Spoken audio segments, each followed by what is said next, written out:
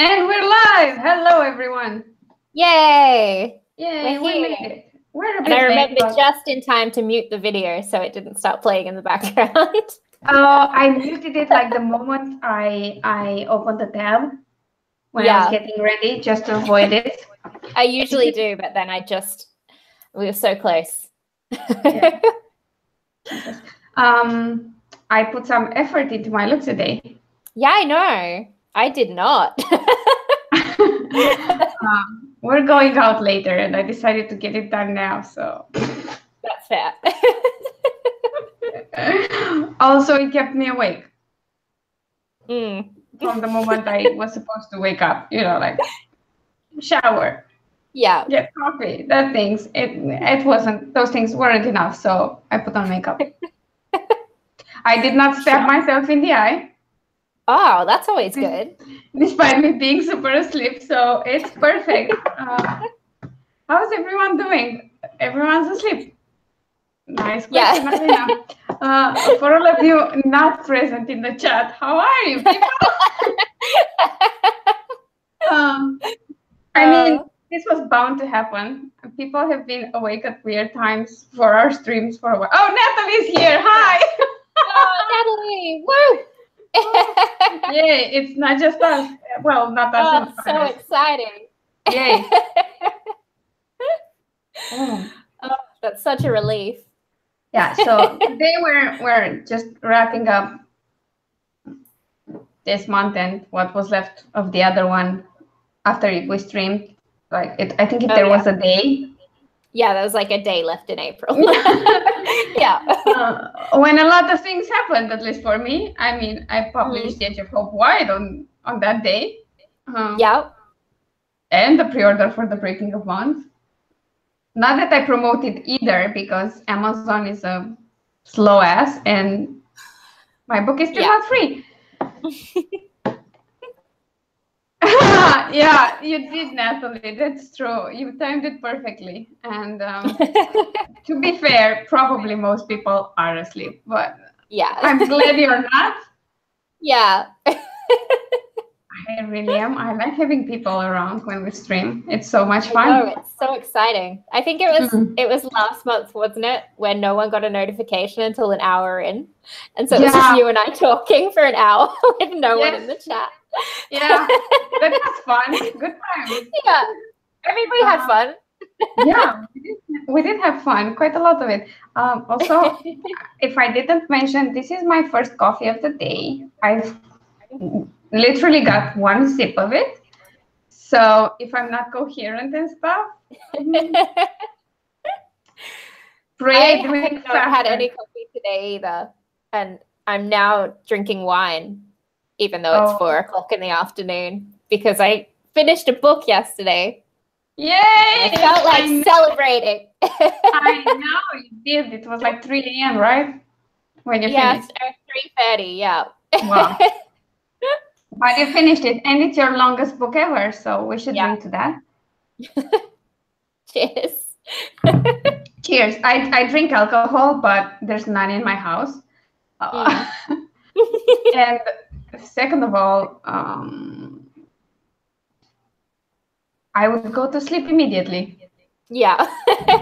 So if that happens, we'll know what was the cause of it. No coffee and wine. I mean, did you notice I said earlier we're supposed to go out today with some friends? Yeah. We don't know when and where. Oh. Decisions are hard. I know, it's not that.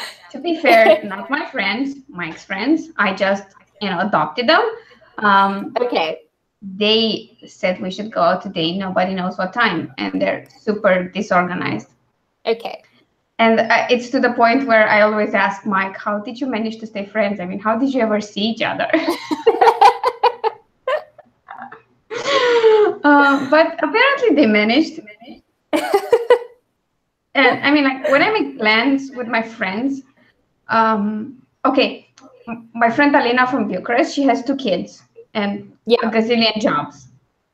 I still make plans with her faster than these people manage to. And with the other Alina, it takes us literally 5 minutes to make the plans. Oh my God. Natalie. She was awake at 3 a.m. Wow. I woke up at 6 a.m. I saw a message from Claire. I read it to see if it's important, and then I went back to sleep. It was not important. I mean, not that it wasn't important. If it was important for me to reply. No, I know what you mean. If I thought it wasn't important, I wouldn't have bothered to check. Oh man. You've got a secret project, Natalie. Like me, don't tell Alina about it. She'll tell everyone. Oh my God! That happened once. That literally happened once. It's not like I always do it. It's fine. I'm just teasing you. You know I'm just teasing you. Yeah, but I'm going to feel super guilty and bad for reals because it doesn't matter. You're just teasing me. I'm just weird like that. By the way, I have to congratulate you because usually when I read the scene where there's an embarrassing situation, it physically hurts and I get embarrassed.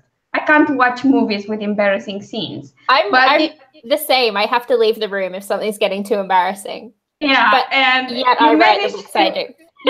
You write the scene that I read, and it was so freaking embarrassing. It was beyond all barriers, I know, and I was still laughing so hard I cried. Like, that's just impossible. No. Oh God. and I thought me just walking on the street and then literally kneeling in front of someone because I twisted my ankle or something, and then raising my head to see this gorgeous guy and his clique around me, everyone laughing. I thought that was bad. That was nothing. That was like, it didn't even blip on the radar, you know? And I've been embarrassed about that for days. When I remember it, I'm embarrassed, and this happened when I was in high school. High school for me was a long time ago. Okay, so.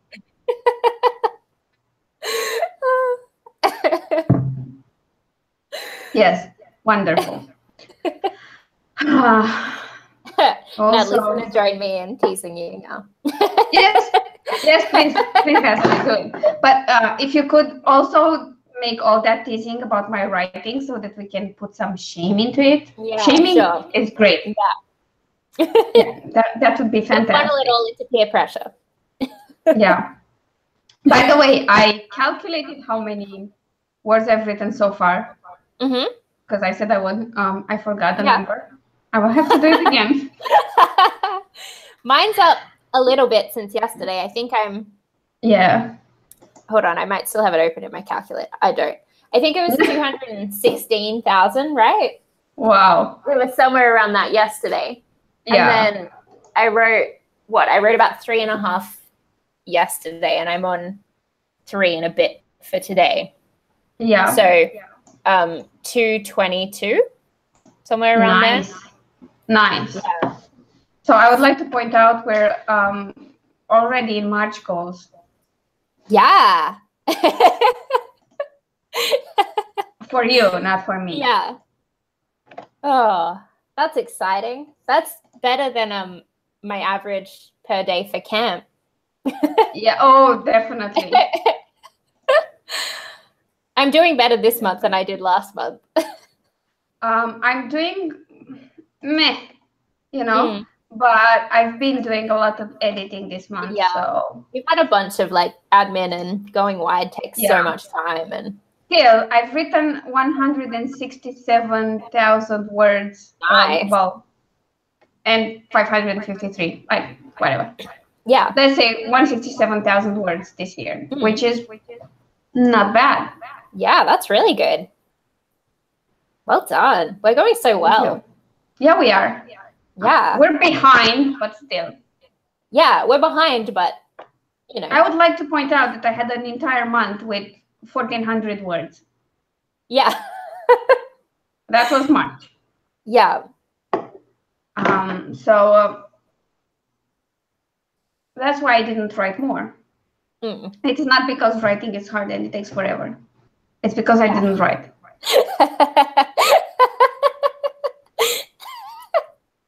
Am I being awful? Thank you. No, it's fine. I love it. In case you've missed any of my recent stream, I'm still pissed off about everyone concluding that slow writing is good writing and fast writing is necessarily bad writing. Yeah. I have a bone to pick. I think you mentioned it in all 3 streams you did yesterday, right? Yes.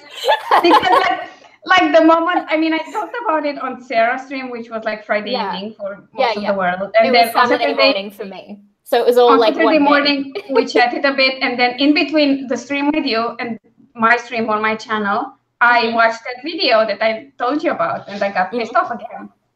I'm not going to name names, but I'm always open to just share spreadsheets and see just how much time people spend writing. Yeah. I would really like to see that and their typing speed and things like that. And then we'll discuss. Sure. I'm just tired of this conversation. Yeah. And for a stats whore like me, it's empty conversation because we don't have like the nice spreadsheets with the times and it's such like a non-specific rule. Yes. People are like, oh no, you need to take time, but it's like, well, what are you doing with that time? Like, show me how the time makes a difference. You know? I would like to know that. I would like to just compare how much time I put into it, how much time someone else puts into it, and then average typing speed, average dictation speed. Do you dictate? Don't you dictate? Yeah.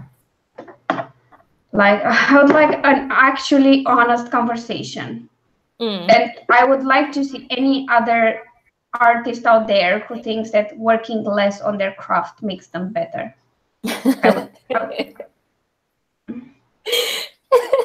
It's so true. It is. It's one of the most annoying things. It's like going to med school. You know all those future surgeons that try to stitch pig skin and banana peels and stuff like that and go to them. Don't do too much of it. You'll be worse.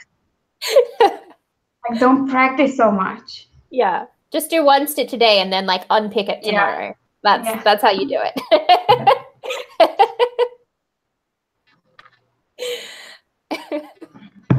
Do you know what bugged me so much about that incident was that it came from a person who doesn't promote the muse and writing when the mood strikes and is all about, you know, write every day and just sit there and write because, you know.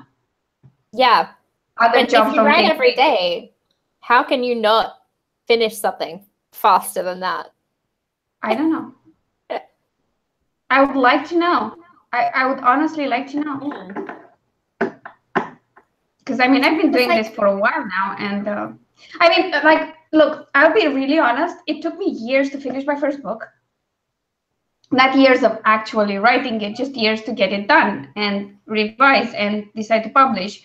I did have a full-time job, but that wasn't the reason. It was just because I was lazy. And just because it took so long from when I started writing it until I published it, that doesn't mean it's a better book than the books I write now in a month. Yeah, exactly. It's the contrary, because I've been editing that shit, so I know. It's exactly the same, because you're like, you forget what you're doing if you take too long to do something. So I just did a little bit of maths in another tab, right? Great. So 10 weeks writing every day. So that's 70 days, right? Yep. Writing 250 words, which for most people is like less than half an hour, right? Yep.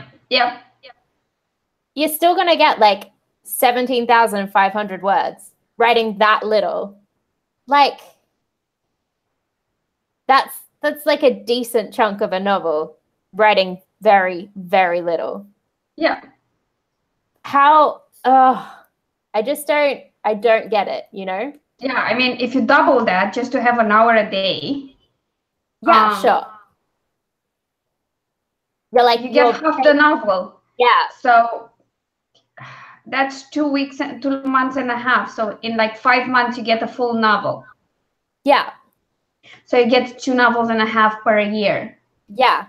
At the slowest pace possible and the least amount of time invested. Exactly. Now, if we calculate that, like, let's say that you said 70 days.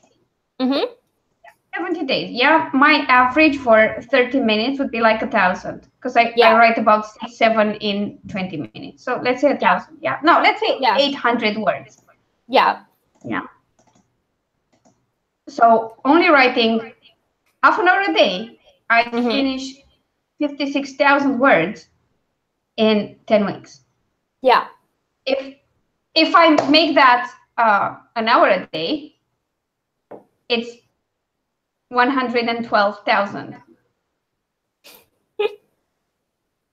I'm sorry. This is maths, people. Also, I'm a full-time writer. I'm not saying I write 8 hours a day, but on most days, like when I write with you, I at least get like, 4 sprints. 2,000 plus. Yeah, no. I'm trying to calculate how much actual time I spend writing, and it's under an hour, man. No, it's a little over an hour. A little over an hour, yeah. Yeah, it's 5 minutes over an hour.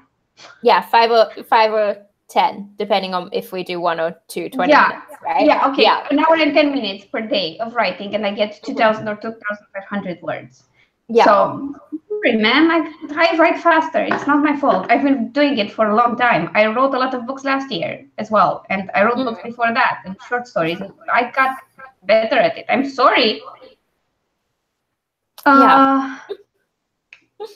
14 months for 250K. That's a decent amount of time. Yeah. Yes. That is a lot of words.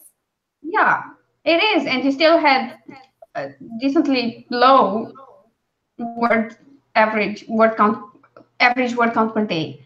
And I assume this wasn't like to finish that quickly. Yeah. You know, something so long. Like, yeah. Imagine if you were like, no, I have to I have to take more time with this. Yes. And like 5 years later. Man, you'd never finish a series. Yeah, I mean, and if anyone gives me the example of George R.R. Martin, I will shoot them in the hand. I'm kidding. With a dart or something, like the sticky ones. Nerf gun. Yeah, that's one. Because, dudes, have you seen how many books he's already written? And how many freaking words, and all the short story before this, and he's involved in so many projects. He has shit to do with his time. Yeah. Also, he doesn't have to write faster. He has all the money. He's not worried about anything. Yeah. Yeah. Okay. Because and I think he's put off when it comes to the whole Fire and Ice series because HBO. I would be. If that would be my story and they twisted it so much, I'd be like, fuck you guys. Because I do feel like, I know everyone goes like, oh, Game of Thrones, so much gore, so much sex, so much violence. But I think that deep down, when you read the book, the message is a pacifist one. That's why no one who gets involved in this ends up well. Yeah. And now they just no. I don't get that from the series. So. I mean, I can't really talk about it because I have not seen that many episodes of it. I think I gave up like halfway through season 1.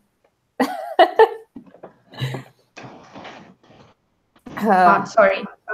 I'm sorry I had to take a momentary break to reply a message. Apparently, we know where we're going out. Woo!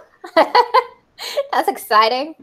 Yeah, because Mike was like, I know you're streaming, but please, can you answer here?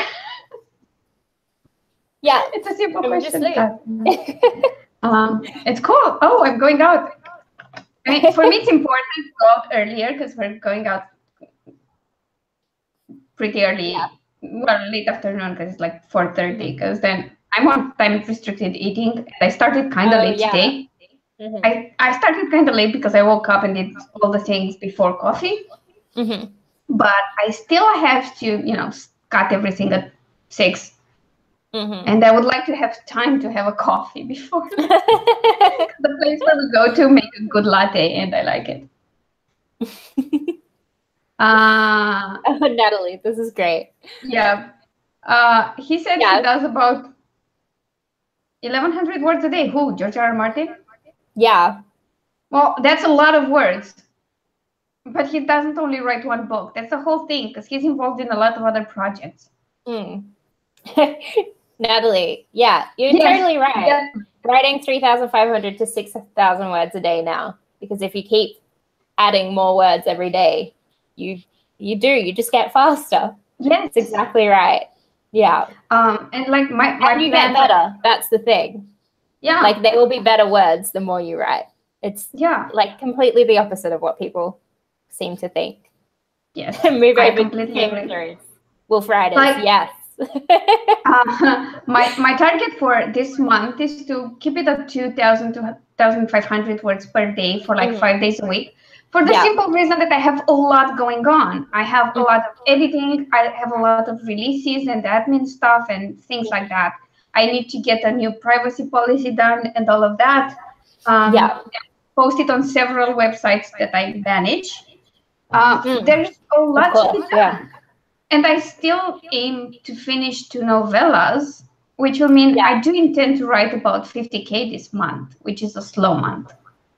Well, a little more than 50K, maybe 60K, which would make a novel. But beyond that, my actual target is 5K a day, which takes me literally 2 hours. Yeah. Unless I dictate, when it's faster. Yeah. So, I mean, I know I sound like a broken record that I keep talking about this issue, but I feel like people don't talk about it enough. Yeah, exactly. And everyone you hear talking about it says the opposite. Yeah, I mean, we're in 20 books to 50K. I've never hidden that. And by the way, if you still think that group took the wrong side, I suggest you watch Chris Cox's video, and I suggest you go back to Michael Enderley's rant and read it again.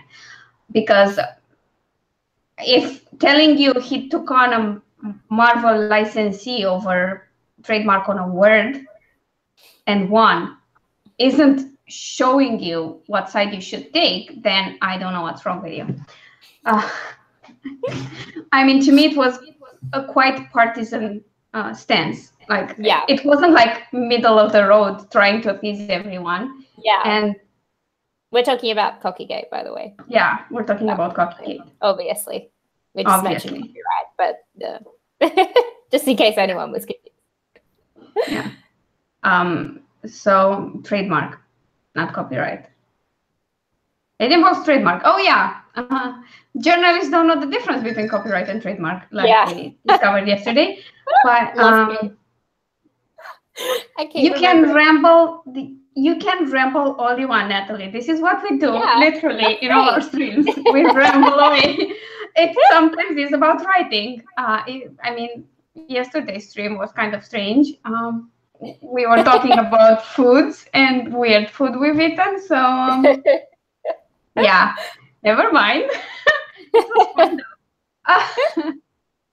You've killed 3 more people than in Game of Thrones. That's great. Oh, nice. Are you going to put that on the front cover? Because you definitely should. Oh, wow. Yeah, Natalie knows about Cockygate. Yeah. I was just reading the part about the pen name. Yeah, I know she has a different pen name. That was like poorly handled. From my perspective, like I used to work in PR and marketing, and when you learn anything about PR, one of the first things you learn is about crisis management and PR in a crisis. If anyone wanted a case study on what not to do, that would be it. Yeah. Definitely. That would be it. And what annoys me most is that it's very rare that indie publishing gets in the news. Yeah, and it had to be for something like this. Yes. And then the article I saw yesterday that was completely condescending to romance writers. And, well, God. I mean, we had an entire conversation yesterday about sex scenes of all kinds and how hard they are. But love romance, it's easy. Love cave, yes. Hashtag love cave. Jesus Christ. That was interesting.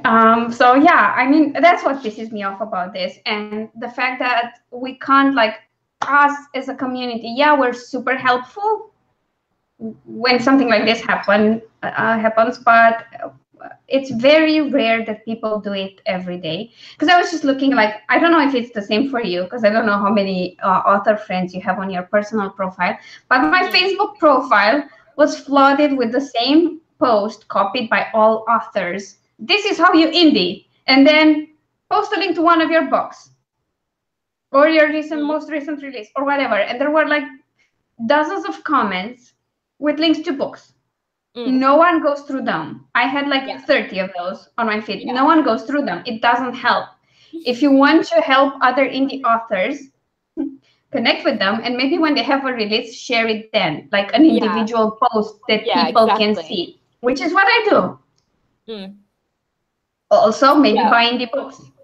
Not all of them. Don't try to do all of them. You will go bankrupt. But you can. I mean, you can. It's fine. You can support other people. Maybe when they have discounts or free books or whatever, you can support people, and you can share links and do nice things. Like my friend Sadie Sins, who decided just to add a link to my discounted book because she wanted something nice for her newsletter.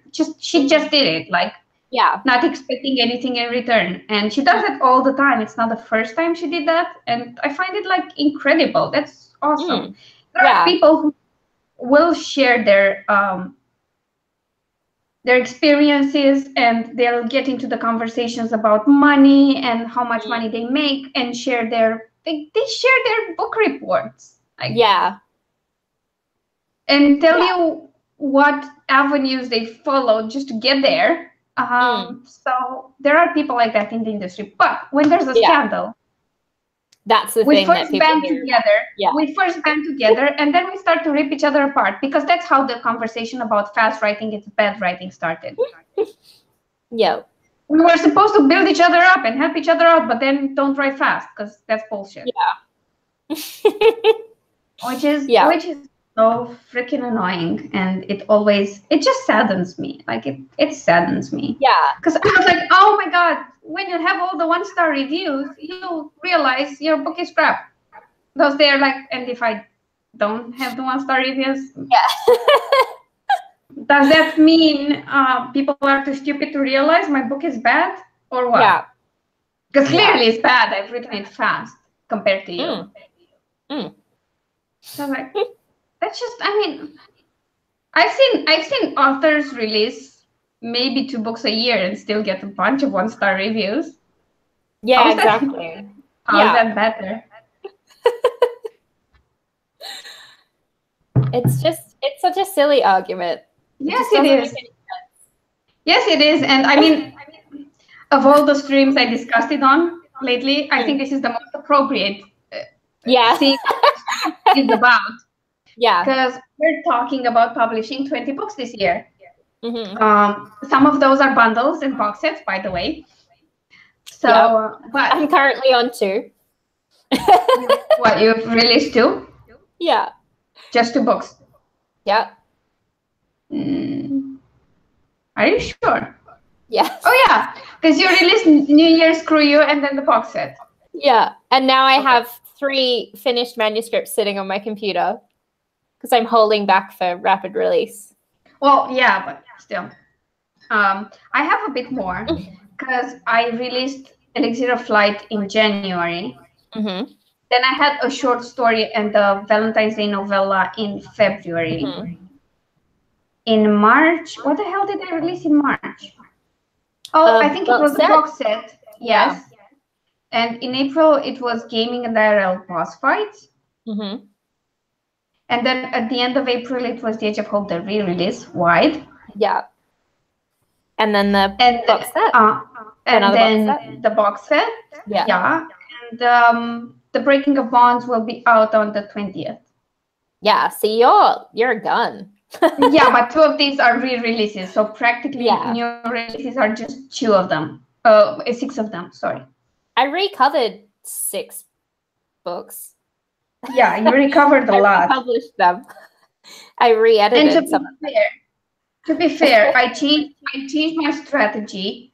I had decided in March I was going wide with the Bad Blood release. And then in early April, I decided to go wide with a lot of other titles. Yeah. And that took time just to think it through, decide what I was doing, and then start planning on when I take things out. Because I'm just trying to do a Kindle countdown deal for every book that goes out of Kindle Unlimited. Just to celebrate and also have a reason to tell people, by the way, if you still want it in Kindle Unlimited, now's the time, because then it's gone. Yeah. Which did kind of bump my page rates a bit. But it's not about that. It's about just giving people the opportunity to get it. Giving them the chance. With the subscription. To be fair, most of these books have been in Kindle Unlimited for anywhere between 3 months and a year and a half.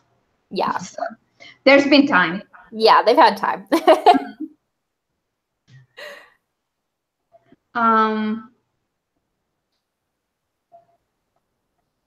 Yeah, that, I have no problem with re-releasing a first book. Totally, yeah. I mean, I'm doing that with my first series ever. And by the way, I did take time to do that. I did have beta readers for that. I did have critique partners for that. I had an editor for that. And with all of that, it's still a freaking bad book. I'm just trying to say it's almost like you learn how to write better by writing more and writing faster. It's kind of like it works that way. Yes. By the way, on Amazon, I don't think I have a single 1-star review for The Age of Hope. I will check now. Nice. All of these are reviews from back when I first published it. Yeah, that's great. It is. It's surprising, but again, my lowest rating for this book is 3 stars. That is so good. Well done. I'm pretty sure it's not as great on Goodreads. I'm pretty sure. But I'm just talking about Amazon here. So all the things that are supposed to guarantee your book is good, like having beta readers, having critique partners, having an editor, and good reviews, do not guarantee your book is bad. Like, I read it 4 years later, and I was like, what the fuck is this shit? Like, why? Why did I write like this? What's with me? No. Yeah. By the way, I was going for a light edit. Just go through it, maybe catch some typos. Yeah. I went through it with a fine comb twice. Yeah.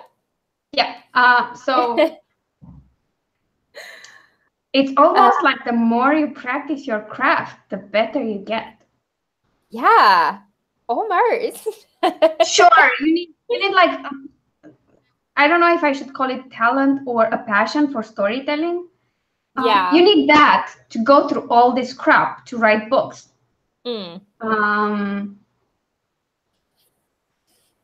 Yes, exactly, Natalie. That's why I did it, because I reread them a few years after and I cringed so hard.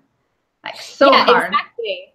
That's exactly what we're like as well. So we've been writing later books in series and then going back to the early ones. And to be fair, I only did it to the first books. Like, I would not change Let Go.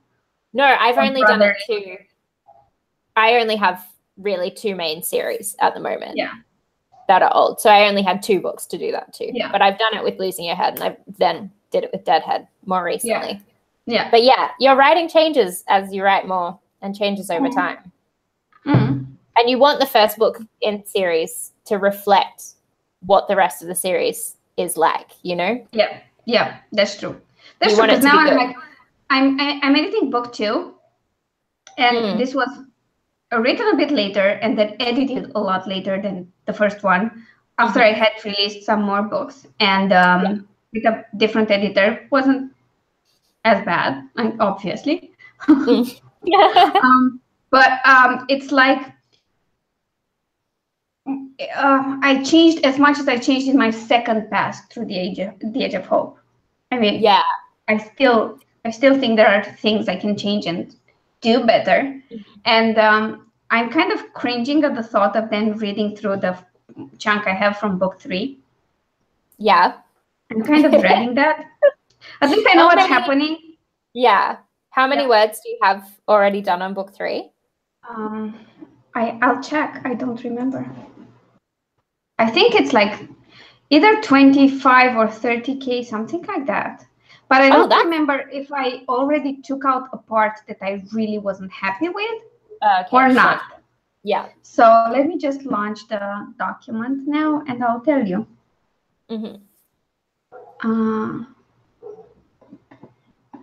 For now, it says I have 3 pages. Definitely not the case. So let's go to the end. Oh, I have 81 pages. I have 33,000 words. Nice. 33,541. But I think I have to remove a chunk of it. Sure. Because there was a side storyline where I wanted, I mean, the protagonist does something and then go somewhere and the character is introduced, which I was going to use later on to pair off with one of the vampires. But then I decided, I don't care enough about this particular girl or that vampire. He can fuck off and find his own way. I mean, if there's a character I want to redeem, it's like the actual baddie of book 1. By the way, do you know all the messages you get for the ending of the Charlie Davis series? Yeah. I will get them after the first few chapters of book 3. I'm pretty sure people will hate my guts.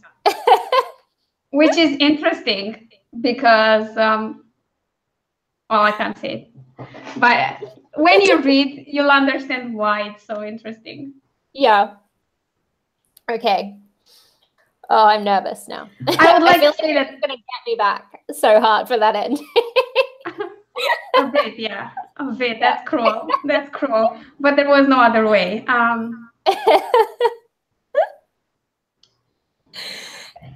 Just to say this, maybe like after the witch books, after the first 3 witch books, there will be good news and everybody will forgive me. Okay. Maybe. Yeah. Maybe. Not decided yet. I'm sure, look, everyone will forgive me eventually as well. So. Oh, I've already forgiven you. Like, I've forgiven you because I know I can shame you into writing the next books faster. And because the way things stand right now, I'm pretty sure I'm getting the ending I want. Pretty sure. Well, depends if a certain person grows a pair of balls. At some point. Charlie. No, she has like balls of steel, man. I know. Charlie is like, it's a miracle she's still alive, but yeah.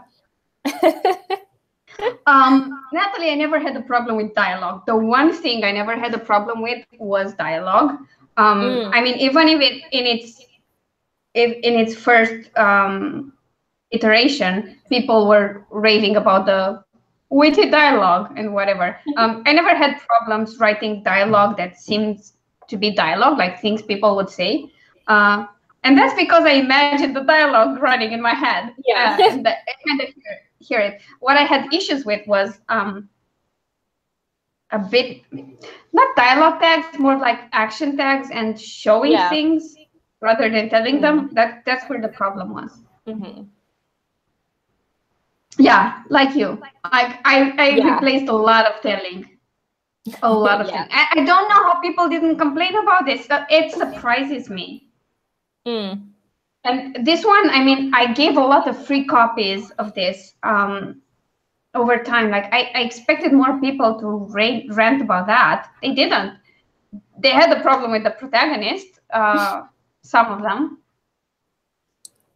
I've had people like that about Charlie as well. I can see why. Like, absolutely hate her. It's hilarious. I can see why. I mean, I don't really love her. I mean, if I met her in real life, we would be best friends. Like, well, yeah. Because I'd be like, oh, finally, someone clumsier than me. Great.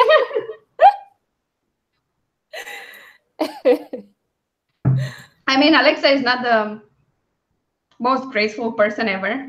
There is a running monologue in her head at some point, and she was like, be graceful, just fucking be graceful, not your usual clumsy self. Like, Jesus.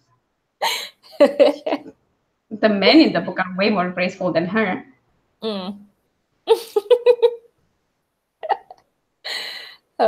Jesus Christ. But yeah, so no problem with rewriting the book. And people, everything you hear, like the best advice you can get as a writer is to learn all the rules so that you know how to break them. Yeah. CJ said that on the stream last night. And yeah, there is no, if anybody gives you advice that's like an axiom. Yeah. Not even a rule, like an axiom, something that you accept as truth. Yeah. Without even needing to prove it, then that's bad writing advice. Because there's always a case where someone broke that specific rule and it turned out into something great. Always.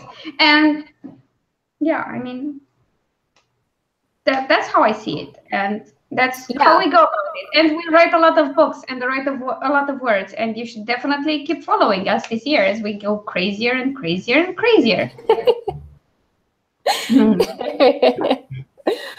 So, what have you worked on this month in terms of writing? I think I finished the novella this month. Yes. Didn't I? I don't think I finished it last month. I'm pretty sure. No, this month. This month for sure. And then I finished the first book in the paranormal romance series that I've already written the third book of. And now I'm on Gone Ghoul, which I had already, I think, like 15,000 words of from earlier in the year because I've just been occasionally writing on it. And now it's about 19,000. And I'm hoping to get it done and up for pre-order before I go, but we'll see. Oh, you must definitely do that. Because that would be really good. Because I've applied for a Kobo promo. You know this, but just for everyone else. Of beach reads, because the first book is Live and Let Bondi, so I thought that would be funny. So that promo would run from the last day of May, I think, or towards the end of May over like the first week of June. So if I can have the pre-order up for the second book during that time, that would be really good for sales on Kobo. Yeah, that would be great. That's my hope. And are you releasing the novella before you leave? Yeah. My plan was to, hold on, I'm just looking at my calendar, put it up for pre-order tomorrow. Okay. I just wanted to have it on pre-order so that I'd have a little while to promo it before it comes out. But I don't know. I haven't decided whether I should do that or just release it. Just drop it without telling anyone. No, I think you should. Pre-order? Yes. Pre-order or drop? Pre-order. Okay. Pre-order. I think you should just promo it and not skip. Well, the thing is, if I put it out without telling people beforehand, I don't think it would rank particularly well anyway, because I'd have to wait for people to find out about it a little longer than if they were anticipating it coming out. So I'm probably better just doing a pre-order. Yeah. And I was thinking of giving it to my ARC readers, maybe. Even though they're an ARC team for a different series. Can I get in on that? Like, yeah. I mean, I'm buying the books anyway, but. Yeah. Oh, yeah. Obviously, you're getting an early copy. I was just in my secret group on Facebook, I was just going to like put up a 24-hour link on BookFunnel for people if they want it, and then cut it. Yeah. Like make it expire after that. That's a good idea. Yeah. Just for fun, because I know a lot of the people there, I think only like 1 or 2 don't read that series. Okay. So, you know, most people would be up to that book anyway and want to read it. Yeah, no, I totally want to do that. I mean, I buy them anyway, like. But if I can get early access, that's great. Of course, same applies for you, but always. Thank you. Speaking of, if you're on YouTube and do book reviews and want any of my books, do just ask. It's as simple as that. I mean, I don't look into things like, oh my God, you have to have I don't know how many subscribers. No, it just should be interested in the book. It's fine with me. I'm pretty happy with that. I'm sure Claire is too. We love the exposure. We love people talking about our books. I mean, probably 2 of my books that people would start to read are available free anyway. So. Well, yeah, I know, but I mean for the rest. But yeah, sure. I just I don't imagine people would be reviewing later books in the series is all I meant. But hit me up, whatever, if you are. I mean, I will do a review on the entire series because that's easier to just talk about the series and what I love about it and not get into spoilers. Yeah. Because Live and Let Bondi was easy. It was the first book, like. Yeah. You know. It's the first book, but also kind of the 8.5 book in the other series. Yes, but you can read it without knowing that, and it doesn't spoil much for you. Yeah. I mean, by the point you realize what that's about, it doesn't spoil much. I feel like I want to know what you would have thought of that book if you'd read the Charlie books first and then gone to that book. I think I would have anticipated Adam showing up more. Yeah, sure. That's it. But I mean, but there's a storyline in that I feel like would have you would have either seen what was coming or been really angry with me until the end of the book. We can talk about it in the post chat. Yeah, we can talk about it because I don't want to spoil it. Oh, if you're thinking what I'm thinking, you're thinking, and that I would be angry about Adam's choices, never saw that as something real. Yeah. Okay. So no, from a Charlie perspective, I wouldn't have been angry with you. That was kind of transparent, to me at least. To me. So no, I never thought that. Like it just didn't register. It's so funny because Alexi was like so sure when he read it. He was like, yeah, that's definitely right. And then got to the end and was like, oh. Well, that's not what happened. Oh, okay. Yeah. Yeah. I don't know why. I just no. Yeah. I mean, that's fine.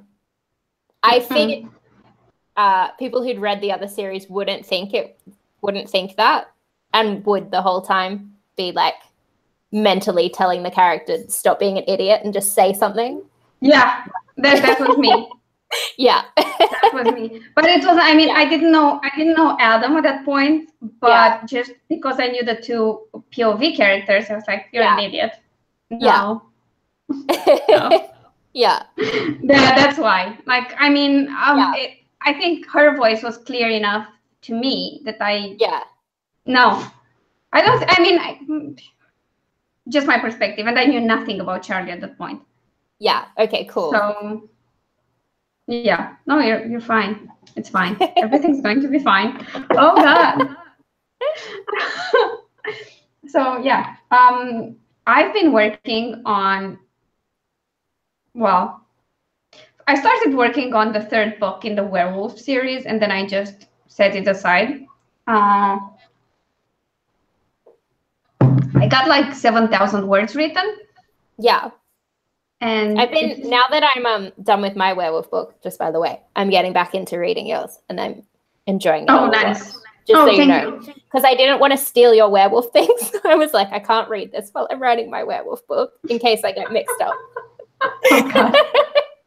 That's a good one. The thing is, like, I gave that up back in April. So I had started working on the second book in Warriors of This, just because I was super inspired to write. I don't know. For those of you who don't know, every Friday on Twitch, on Travis Legg's channel, I take part in a D&D stream, which is Dungeons and Dragons, which Claire and Charlie think is the worst thing ever you can do to your reputation. But I totally adore it. I'm fine with being a nerd and a geek. I've been fine with it all my life. So you know, if you don't like it. I have obviously played Dungeons and Dragons before. Yes, obviously. Also, Dungeons and Dinosaurs, that has to happen. Like, I fully had a discussion with Alexi of how the game would work, because he like plays all kinds of games. And he was like, okay, this is how the game operates. So he knows all the rules, and I only kind of know the rules. Okay, great. So one day we will make a Dungeons and Dinosaurs game. Okay. Oh, thank you, Natalie. That's nice to hear. Apparently we should co-write a book, because it would be hilarious. I'm thinking yes. Totally should. Yeah. Yeah. I'm up for that. Yeah, sure. Why not? I mean, it's not like we have too many projects. I know. Let's just add an extra book to the 20 we're already writing. Yeah, I'm totally down with that. No problem. I mean, between the two of us, it will probably go faster than writing our own stuff. Yeah, it's true. Because more shame, more pressure. Yeah. Oh God. Maybe we should do a Christmas one. Oh yeah. What kind? Should we do like a paranormal, because we both have paranormals, or should we not, because our worlds would be too different? No, I think we should do a paranormal. And just do it in a whole new world that has nothing to do with our worlds at all. Okay. What kind of Christmas? I mean, I know, but what kind of story is more what I went like? Maybe we can try like maybe a mystery. I don't know. Yeah. We should make it a mystery, and we should have Clash of the Two Paranormal type worlds doesn't work because they're so different. It really doesn't work. They couldn't exist in the same place. Yeah. I mean, I read some vampires, and I've read some of hers, and they just don't match at all. They're entirely different. And I'm thinking the werewolves are different too, and we can't mix the witches because they are part of this world. So no. But maybe we could do like a clash between characters, one that's super into Christmas and one that isn't. Yeah. And then have them work together. Mm-hmm. And constantly fight about Christmas stuff. So like a mystery romance? Yeah, that would work. Yeah? Yeah. Okay. It would be so on brand for me. And it'd be all my genres. Yeah, it's super funny. Like, it'd be great. Yeah. And kind of contemporary, so kind of with an urban fantasy feel. Yeah. Mm-hmm. Yeah, okay, we should definitely do that. Yeah, we should start plotting that one out. Yeah. Oh, two types of paranormal that clash. Yeah, that would be great. Okay, yeah. Oh, yeah, we could have like, but that would be kind of too much like my world, where they all think it's just them, and then they realize there's so many more paranormals. Yeah, yeah. But yeah, we could go with two species that hate each other. Mm-hmm. Or like two sets of shifters that hate each other to death. Like, I don't know, werecat and werewolf. Something like that. Oh, sorry. 1 second. Okay.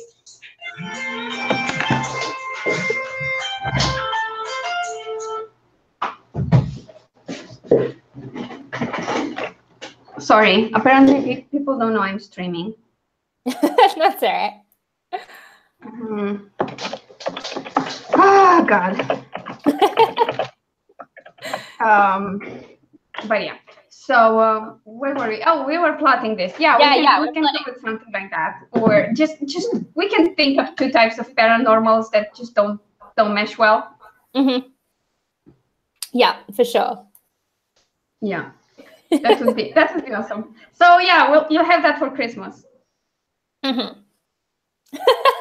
I'm thinking that gives us a lot of time to just that's a good idea. Definitely. Done, and then also take time to plot this when we have time, and then write it and things like that. And yeah, if it works well, and if sales back us up, we can turn it into a series. So it better sound Natalie, you're not getting a signed book. You're getting it dedicated to you and the signed book. Oh yeah, yeah. Because that's totally your doing. So yeah.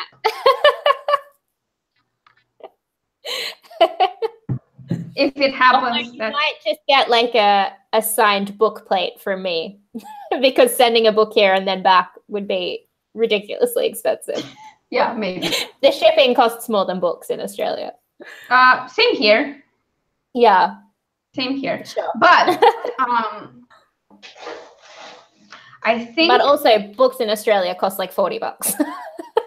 Yeah, no, I was thinking that I can get it and just send it back and forth, because I can get it from Amazon UK as an author copy, I think. Yeah. And then send it to you and back, because I know of there was something with the Australian post office where if it was a package that was under 2 kilograms, the price was lower. Okay. So that might work. We'll figure it out. If not, it's book plates. Yeah. It's all right. My signature isn't that pretty anyway, so I don't know if it's if it's worth all the effort. I mean, like, my author signature is not my actual signature, which is nothing. I have a way. Do you have an author signature? I don't. Yes. So I'm always just like scribble, because I can't sign it how I sign other things. No, I just write my author name in an embellished way. Okay. Maybe I should just print my name. Hold on, I'll start practicing now. Because, see, this is my freaking signature. This is like fucking nothing. This is how I write my name when I sign books, if I can fit in this. See? I do it like this. Oh, yeah? So that works. I just printed my name. Can you see it? Yeah. This is my author signature. It's very fancy. It is. It definitely is. Oh, yeah.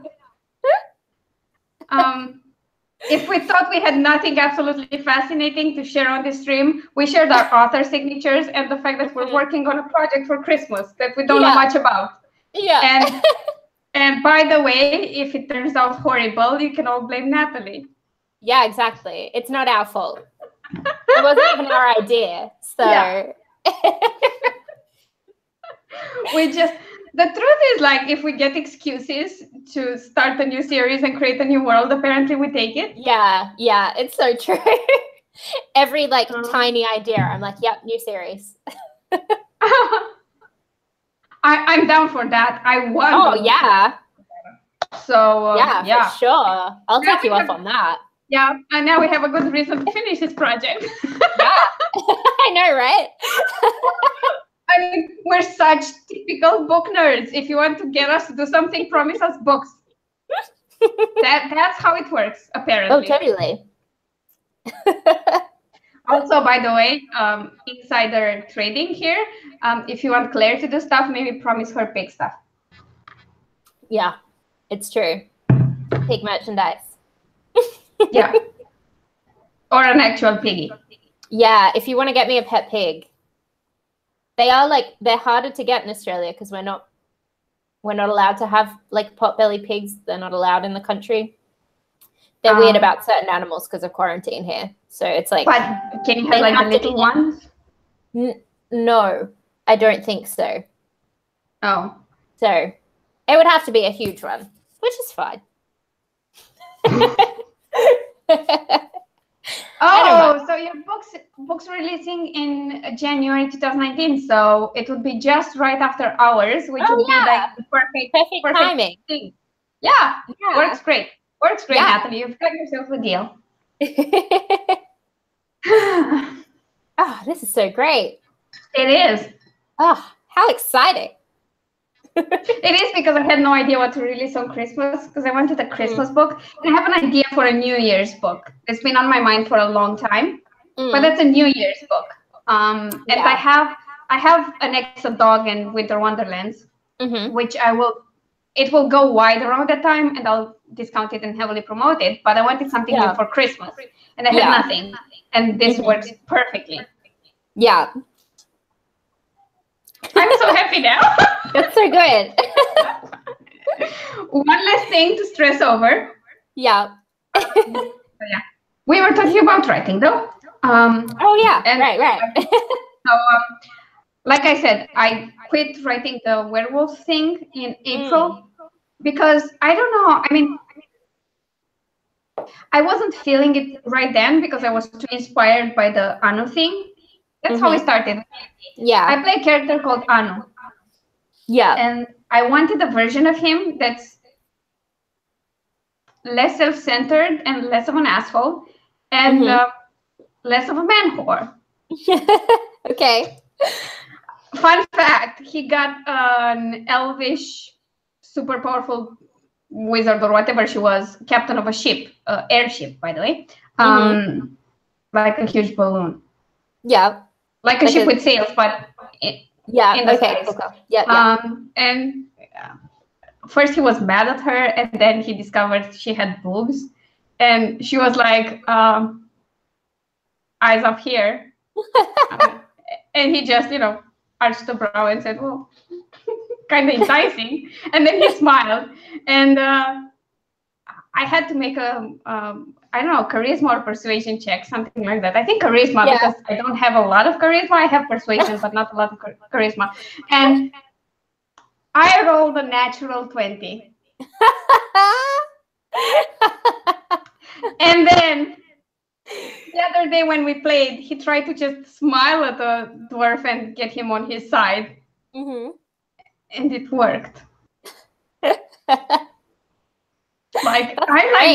Dude, this character is impossible.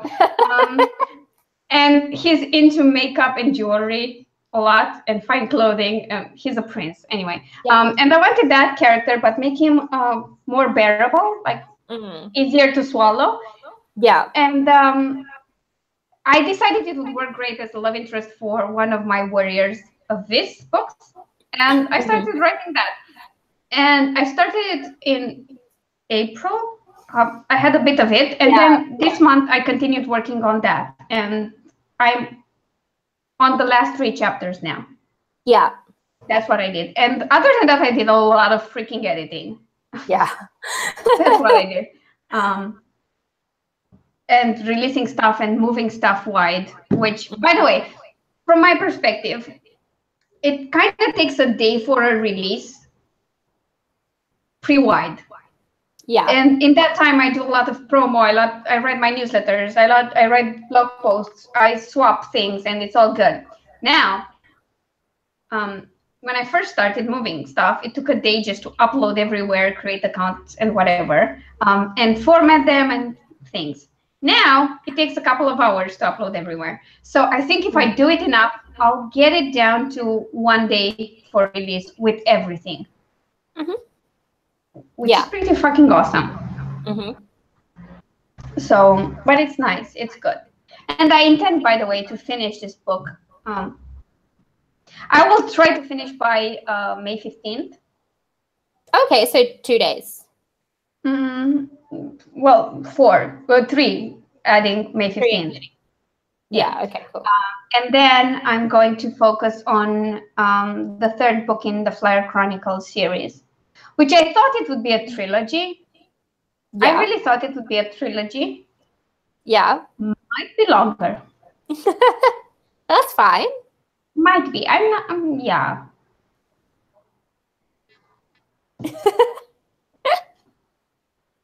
Things happen. They do. And I like the characters, and I mean, like, yeah, I don't know. It has potential for more stories to tell in this world.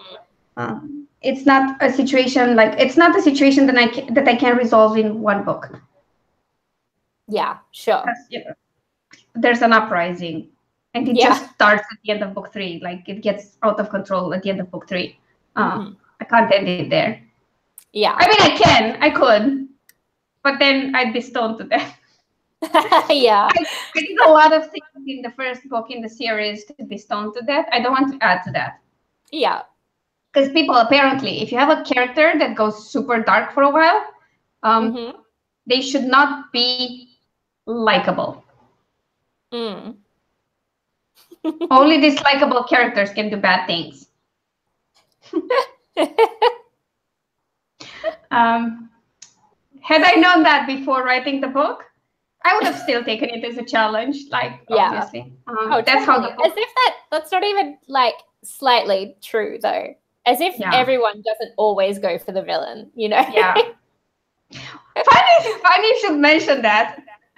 Because Anthony, who's the villain in book 2 and kind of most of the villain in book 1 and 2, sorry, of Bad Blood. Like at the end of the book, Alexa has to make a choice between 2 characters. None of them is Anthony. And there's still people rooting for Anthony, and they're on Team Anthony. And I have this on a review. I'm not Team Louis or Team Seth. I'm Team Anthony, man.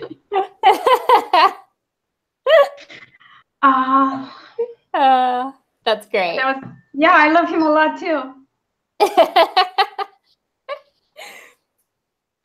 I'm just looking forward to finishing the 3rd book and releasing it and see what people think then. Let the stoning begin.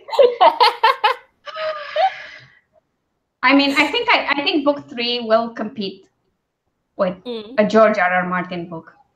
Oh yeah? Yeah. I mean, it's called The Fall of Darkness. And I called it that for 2 reasons. Because it can mean both things. Like, it can mean something really bad and something really good. Yeah. It can mean both. It's great. And that's the only hint I'm going to give. Also the George R.R. Martin reference. So that's, oh my God. You know what? Like, the thing about re-editing the series is that I got my love for the series back. Yeah. There were a lot of things happening when I was trying to write and release book 3. It was during the period, it was like a 6 to 8 month period where I had a really rough time trying to decide what I was going to do next. And then in that time, my publisher closed down and a lot of things happened. So last year, I started re-releasing my LGBT romance and fiction stuff. And I kind of put this one on the back burner. And then towards the end of the year, I decided I just wouldn't want to do that. Like, it's a nice series. I'd like to finish it. Yeah. Also, I had already started thinking about the witch story, and that created some plot funnies that might have meant more books in the Bad Blood series. You know, things like that happened. And I started editing it, and the more I edited, even if I was so angry with my writing style, I was like, but this story is nice. I love it. I love these characters. I should finish the series. And that was a good thing. That was a good thing. I think if I didn't go through all those edits, I probably would have never finished it. Yeah, sure. Yeah. So that would have been a shame, I think. Yeah. Because, you know, first series, why not? I mean, I loved it to bits. At that time. And now, after all the editing, I kind of love it. And it's also because, like, I have to give props to my friend Alina, who I've sent the edited version of The Edge of Hope for her to go through because she read the first one. Yeah. Which broken link, Natalie? Sorry, she said she found the broken link on my series. We need to get this sorted out immediately. Yeah.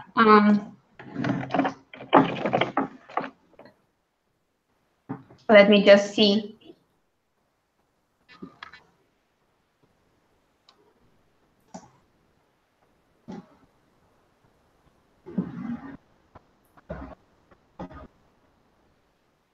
Oh, you mean the actual series page? That shouldn't even be clickable.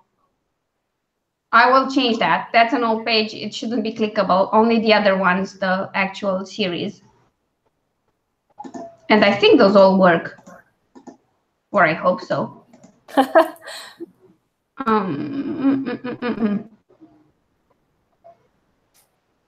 We'll find out in a second. Well, Bad Blood works.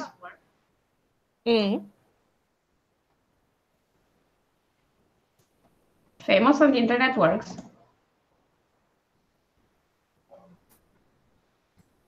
The Werewolf Tribes works. I have a map there too. I didn't draw it, obviously. Oh, I see the map. Nice. Yeah. Yeah. Yeah. Well done. I did that. The guy who actually, how do you call it? Created the website. He did the map too. Sure. And some of my covers. He also did the Mission Protect the X cover. Nice. Did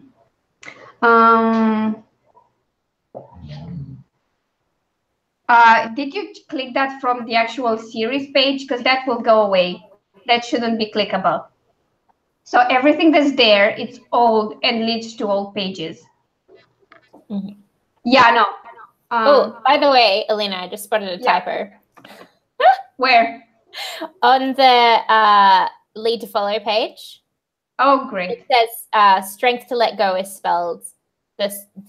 It's the T and the H swapped around. Oh, great. Yeah.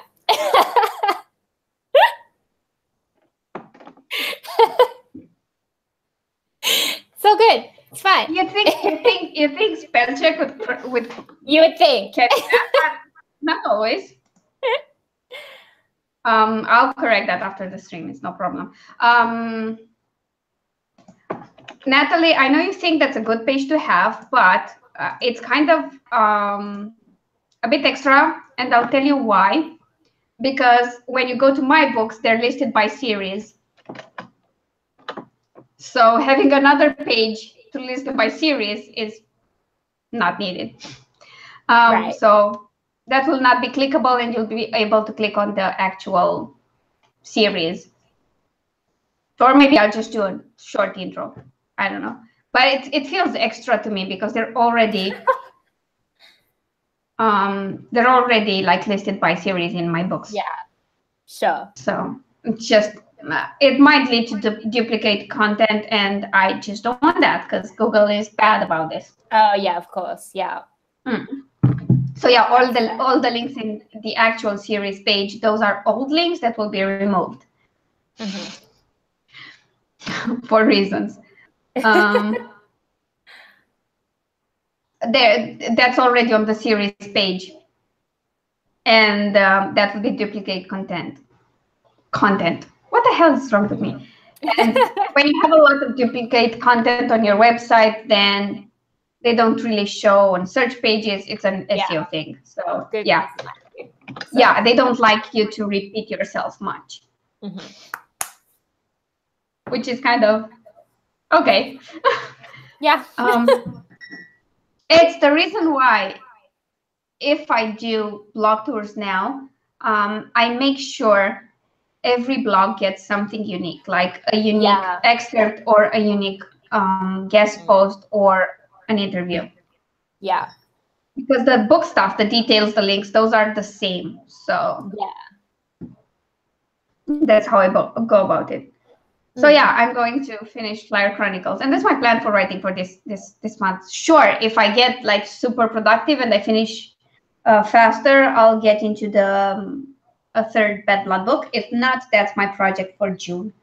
Yeah, that, and I'm not sure if I'll go back to the third werewolf book or dive straight into the witch. I'm not sure.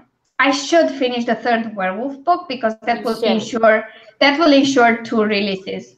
Yeah, like the book and the box set. And the box set. Yeah. But the witch book, though. I know. The thing is that I really have to start working on that because I want to do a rapid release for at least the first 3 books, and then have a pre-order link for book 4. Yeah. So I'm not sure how that will happen because there are like longer books. There are like 70K books. That's what I planned. Yeah. So there's a lot of writing to be done. A lot of bad writing because I'm going to do it fast. It's going to be terrible. Yeah. Absolutely horrendous. Nobody will like it. No. Well, except for you, because you said you want to read that. Yeah, I'll definitely read it. Oh my god! And then you'll send me death threats because it was so bad.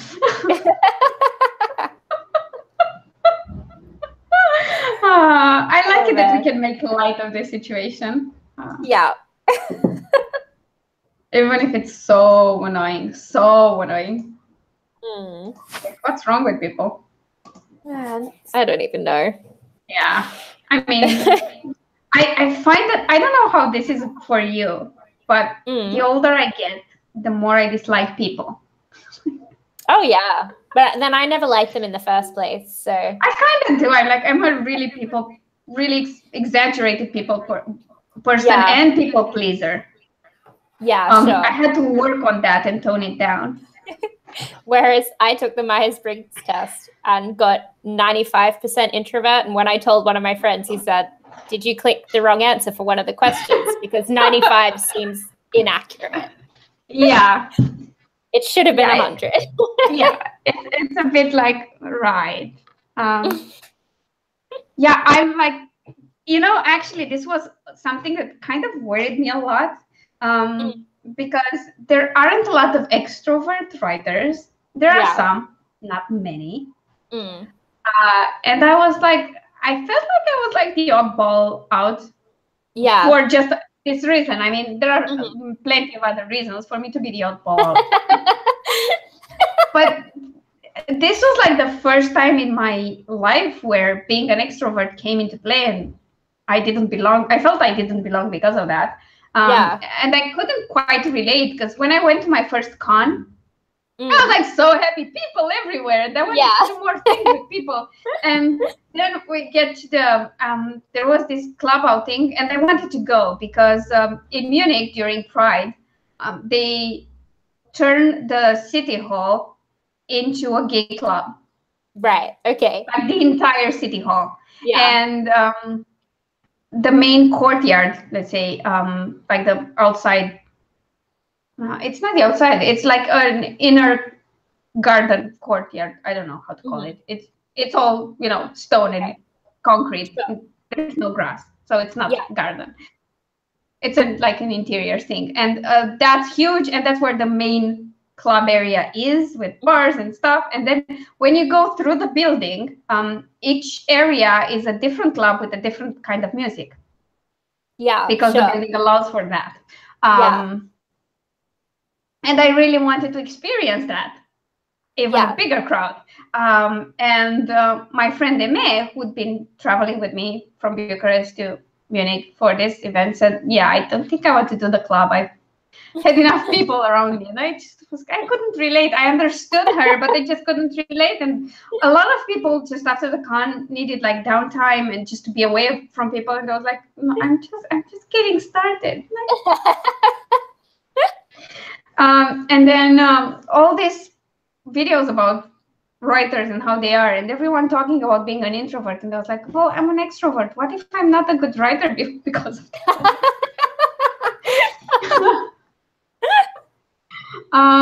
And then I realized it really doesn't matter. Yeah, it doesn't really make much of a difference either way. But I did have like a moment where I was like, maybe I'm all wrong for this. Yeah. And then I was like, nah. I guess because you're not working around other people, like it could be hard if you don't have like writer friends, Yeah. But you do, so you're fine. Yeah, maybe. I don't know. I mean, like, I never thought about it until these conversations of conferences happen. And I realized I was in the minority, like badly, like a really tiny minority. And I was like, hey, should tone myself down.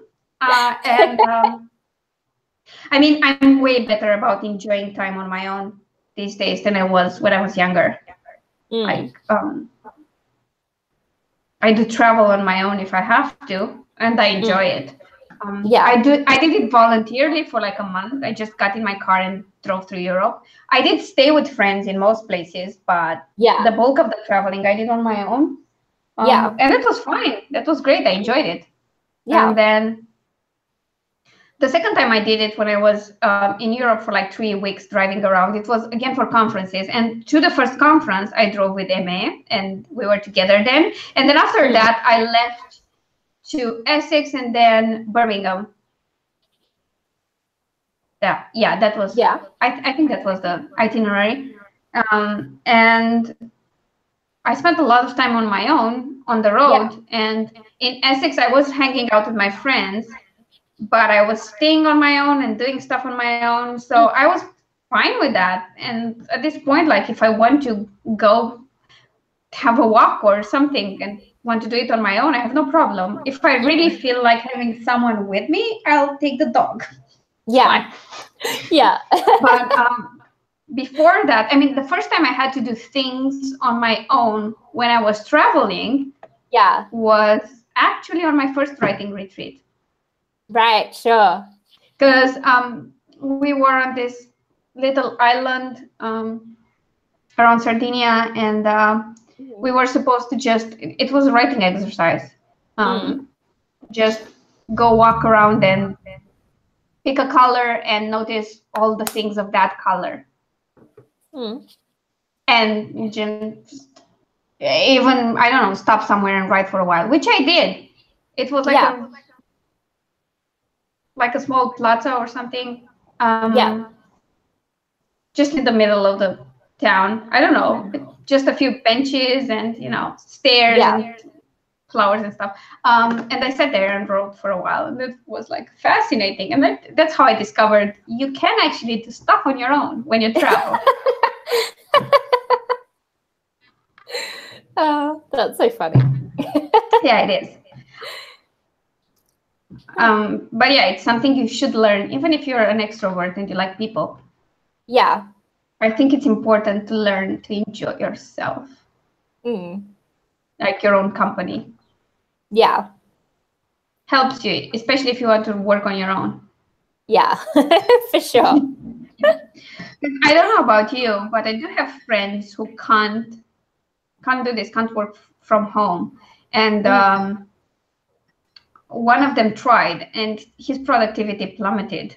Yeah. And he ended up getting a job, and now he's reconsidering it, but he's thinking of going to one of those like a shared venues. Office. Yeah, where they have shared offices, and you can rent your desk and whatever.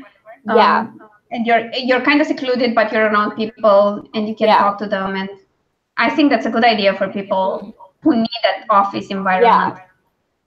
I know that Monica Lionel, who wrote Write Better Faster and a couple of books about like dictation and things like that. I don't know if you've read any of them.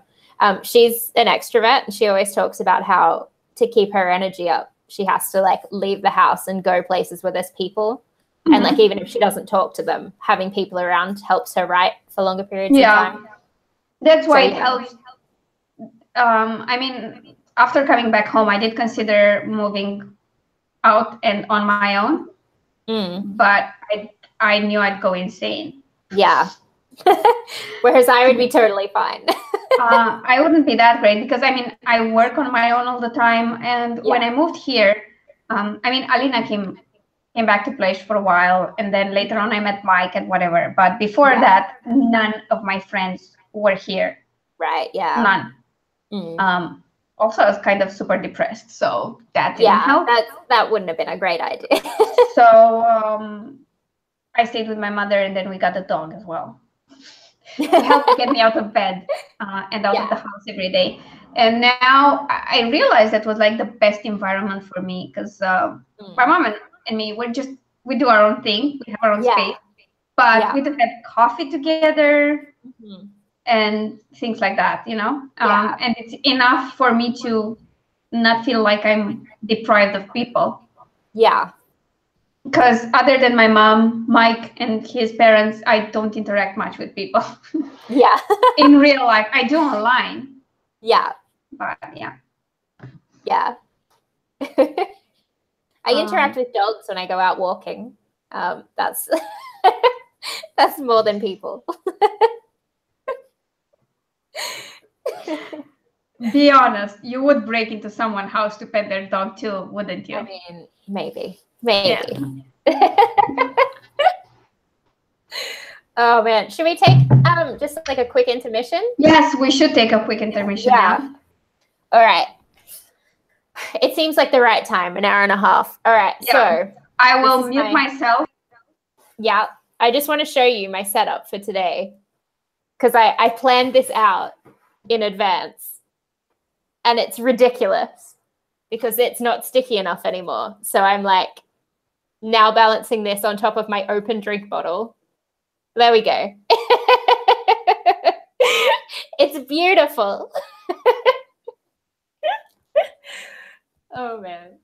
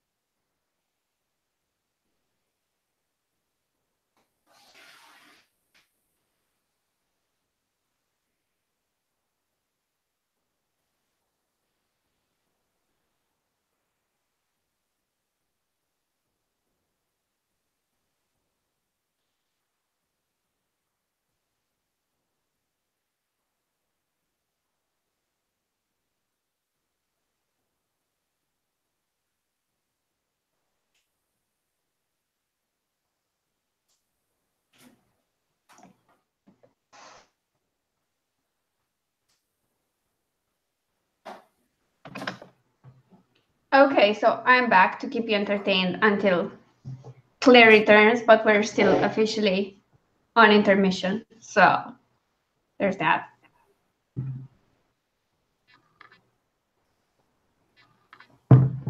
My coffee is excellent.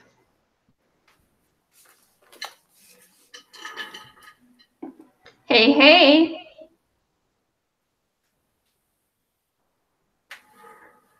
Hey. Hey.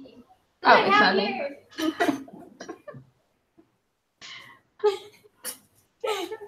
Oh, that's exciting. Yeah. Okay, looks like it's going to be a little longer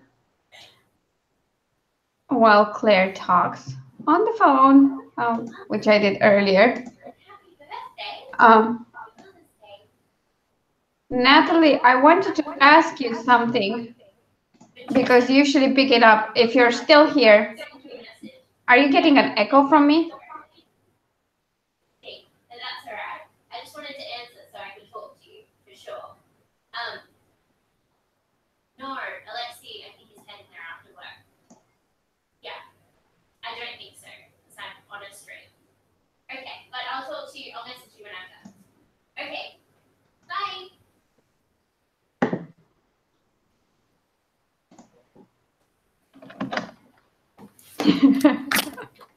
Sorry. No worries. It was my mum's birthday yesterday, and it's Mother's Day in Australia today. So I just wanted to talk to her for a second. Yeah, and then I'll call her back after the stream. Makes perfect sense. Yeah. I figured I probably should ignore her, just like on today of all days. Yeah. But That's a good choice. I mean, yeah, it felt like the smart choice. I'd say so. Mm-hmm. Like, really. Yeah. Of all the days. Yeah. Oh God. By the way, I've corrected the typo. Woo! That was a good use of the intermission. Yeah. I'm very proud of myself, and I was asking Natalie if I'm having any kind of echo, because to me I do. Oh, you don't to me? Okay, cool. Mm-hmm. So it's so odd how that just happens sometimes, but no one else can hear it. It doesn't make much sense. Whatever. Yeah, it's annoying. Because why not?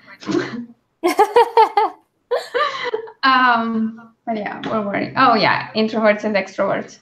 Oh yeah. I keep making plans to go to a Starbucks and write, but the thing is, I switched to Scrivener, and freaking Scrivener doesn't have an Android app. That's annoying. I would have preferred to get my tablet and write. Yeah, that's fair. Because I mean, this is kind of my workstation, my laptop. It's connected to an external hard drive. Yeah. To everything else here, it's kind of a pain. Yeah, it's and it's quite a big one, isn't it? Because it's a gaming one, or is it not? Yeah, it is. It's a 15.5 or 6-inch laptop. Yeah. It's not tiny, but if you add the external monitor, I mean, the laptop is fine. It's easy to carry. It's nice. It's slick. But it's like plugged into everything. Yeah. Yeah, it would have been way easier to just get the tablet and the keyboard for the tablet and go with that. But I think I might just have to like copy paste the final paragraph from Scrivener into a Word document and go with that. Yeah. And just go to the local Starbucks and write once in a while. Yeah. Yeah. I think that would be great. Right. Also, I mean, I love Starbucks coffee when it's not just straight up coffee. When it's in complicated drinks like lattes with almond milk and whatever. I really can't stand Starbucks coffee because it is too sweet. It doesn't matter, like even with nothing added to it to sweeten it. It's like I have particular tastes. I add extra shots of espresso, and I do not add anything to it. No sugar. Yeah, but it was like I never added any sugar. It's just like the soy milk they use is like sickly sweet. Yeah, that's why I asked for almond milk. That's not as it's not as sweet. Okay, I know that they usually add sugar to almond milk so that it froths more. So I'm like always hesitant. Yeah. I mean, but if you just get a latte, they don't really do that because it's just that's not supposed to be that frothy. I mean, I think I'm just spoiled by Sydney coffee, and then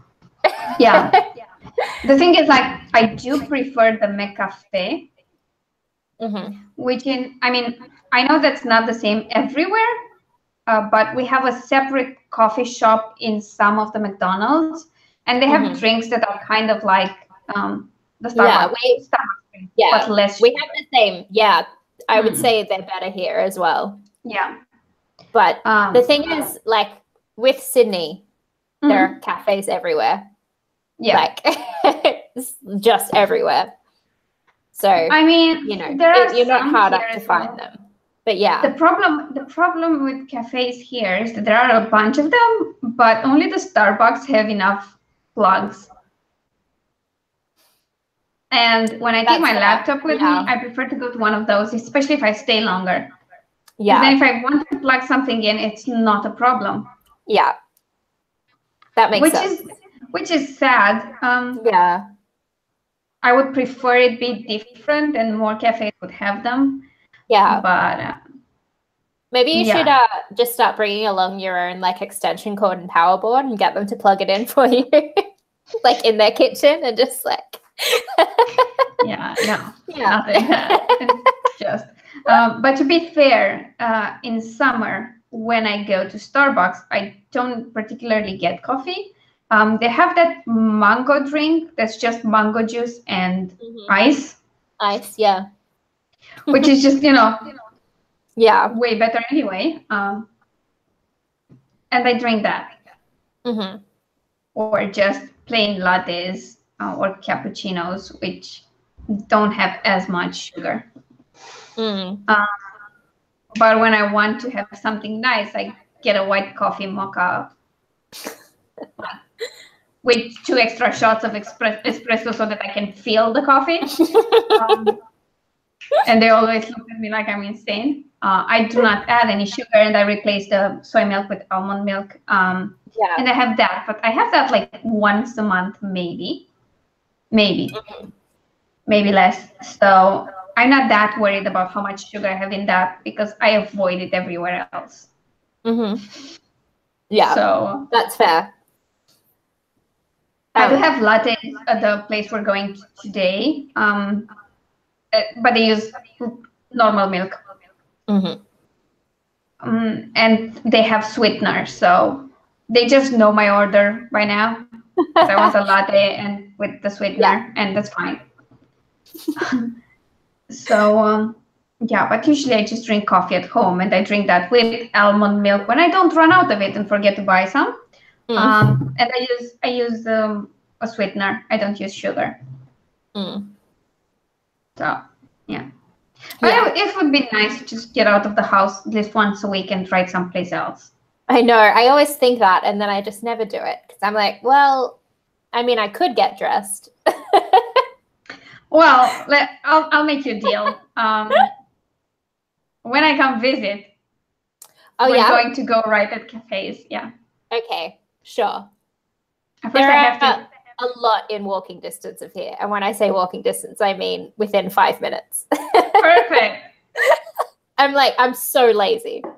Yeah, what the thing is that I'm generally lazy, but when it comes to just craving something or wanting to go somewhere, I have no problem. I get dressed and I'm out the door in 5 minutes.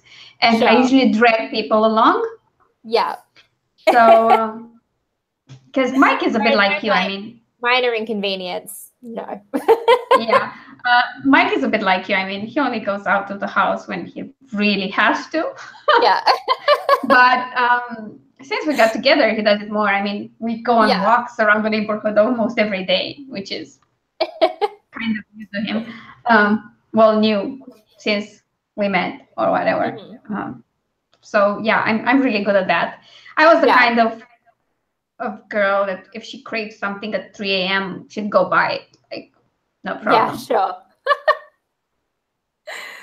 I would just look for a delivery service that would bring it here. Too long of a wait. Yeah. Especially if you want it now. Like, yeah, that's fair. Fair. To be fair, I have a non-stop supermarket within 5 minutes of where I am. By the way, it takes the same amount of time to walk there as it takes to drive there. Because one-way streets. Yeah. Especially during the day. You might get there faster if you walk. I mean, if you walk like me, which is mostly power walking. I had to train myself to go on walks at a leisurely pace. I really had to train myself, and I only do that when I'm with people. When I'm just walking by myself or the dog, I just go full speed, and it's fine. Yeah. Oh man. Yeah. I did a lot of walking, like a lot of walking. Since I was in school, I guess, for my last 2 years of high school, I don't remember. But yeah, for my last 2 years of high school, when I was going to school in the mornings, I preferred to walk there than take the bus.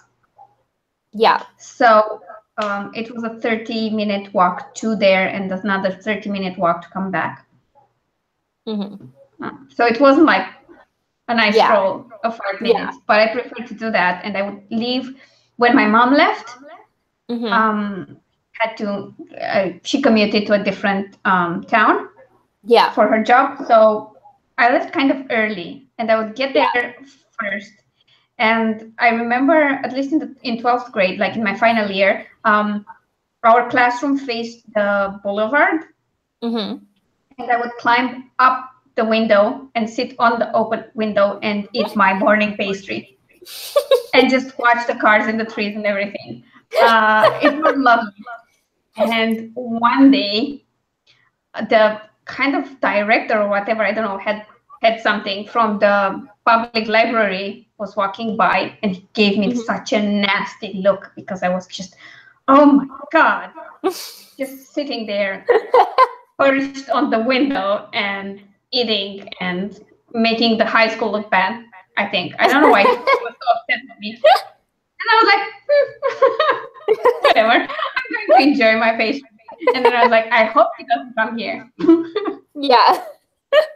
I know, it was so peaceful. It was my moment alone with the entire classroom, and then everybody came in.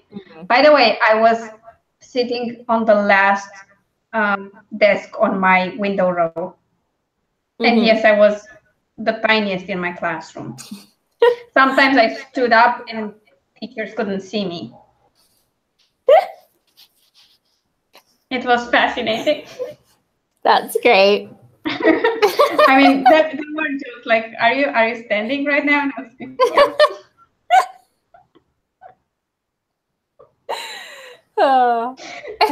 but yeah, for my first 2 years of high school, I was like on the second row from the teacher's desk, but there was no one in the first row.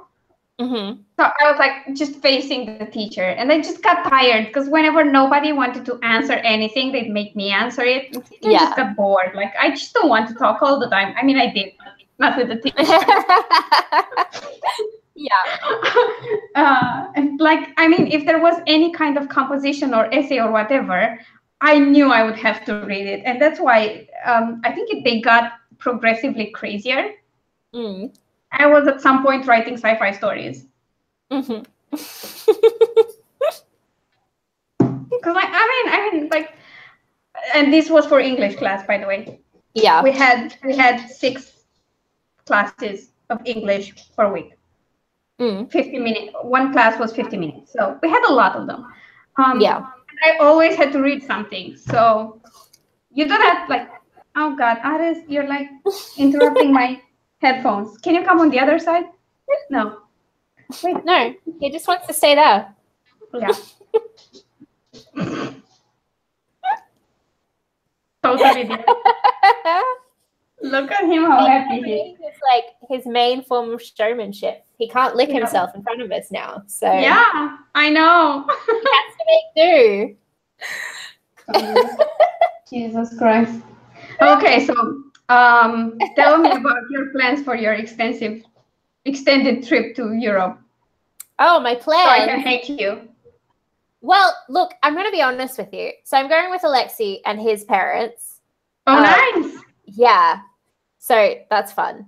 And they're basically planning everything. So I have no clue what I'm doing. So I know I'm going to London first, and we're seeing The Cursed Child, the Harry Potter play. Yeah. I read the book of and didn't love, but I'm excited to see the play, and because I think it'll be a lot better. I've heard a lot of people saying they didn't like Cursed Child. Yeah. Like hardcore Harry Potter fans. Yeah. But I know what the story is. So now I'm like, I'm not going to be disappointed in the story. I'm just going to enjoy watching it. You already so know it's fine. Yeah. And then we're seeing Hamilton in London as well. Then we're going to Paris but we're starting in Disneyland Paris. I'm obviously very excited for, and that'll be on my birthday. Oh, nice! There. Yeah, and then Paris, and then after that, I'm a bit hazy. I think we're going some more places, and then we're going to Italy. But I genuinely do not know where we're going. You know the important stuff. You know what you're seeing in London, and you know you're exactly. going to land on your birthday. The rest is just... Yeah, I know the first week of activities, and then after that, I've got no idea. Okay. And when are you coming back? July, mid-July. July 12th, maybe. But it might be. Cool. It might be a little bit earlier or later. July 11 or 12. Oh, that's good. So I'm not sure if we leave on the 11th and when we'll get back. You know, I don't know. So time zone, that means either way, our first descent into madness. It's the 15th, and then it will be the 15th, 29th. and then the second one, 29th. Yeah. So that's the plan. We won't have a descent into madness in June, obviously, because but we're having 2 in July, so that's still cool. And for this coming week, we have 2 more streams for you on the 15th and the 16th. And then we're done with the May streaming. It's kind of sad. If the people who usually write with us on these streams want more, I might do them on my own. I might. I'm not decided, but I might. Yeah. I'll join you if I have internet and free time, whenever it's on. You're on vacation. Yeah. Yeah, but I'll still be writing stuff. We all know that's going to happen, so. Yeah. Idea. Anyway. Yeah. I'm just trying. I know I have an issue taking breaks, and I'm trying to encourage other people to do so. But then you have a month and a half. Well, almost 2 months, actually. So I'm thinking among all those days of travel, you will actually relax and take breaks. Oh, yeah. Oh, for sure. The vast majority of the time, I'll just be doing fun stuff. But then I'll probably go to a cafe and write as well. You know? As you do. Yeah. Yeah. You crushed my hopes. Because I was like, if you can take a break, maybe at some point in the future, I will be able to take a break. And now I realize, fat chance of that ever happening. Alina. Yeah, no, that's never happened. What I wish for right now is that I go on a holiday and I have the option to stop. I don't have to work. Yeah. If I choose to work, it's somehow different. I don't know. Do you know H.Y. Hannah? I don't know whether you would. She's a cozy mystery author. She's Australian. Not sure. She does really well, though. Is she the one who wrote the BookBub article or a different one? Okay, a different one. Yeah. The Ally article, you mean? Morgana. Oh, another Australian crazy mystery author. Yeah. The Ally one. Sorry. Yeah. She wrote a post in one of the Facebook groups I'm in. Okay. I think it's maybe the mystery authors Facebook group or something. That she took a month off, and it was her first month off since she'd started. Okay. And she did nothing, and she was so worried about it for the whole month. But it turned out to be her best month ever, even though she'd done absolutely no promo and released nothing in that month. Yeah. And she was like, I think it's the universe telling me I need to take a break. Yeah, I'm planning on doing all the promo stuff and things before Christmas, and just doing the 12 days of Christmas for YouTube and stuff, but from the beginning of the month until mid-month. And then let me just open my calendar. Yeah. And go to December real quick. And obviously we'll have a book release then. We're releasing that in late November. Yeah. Jesus. I know. Oh my goodness. Yeah. I don't what you do. Should I remind you when you release New Year's through you? It was still near the New Year.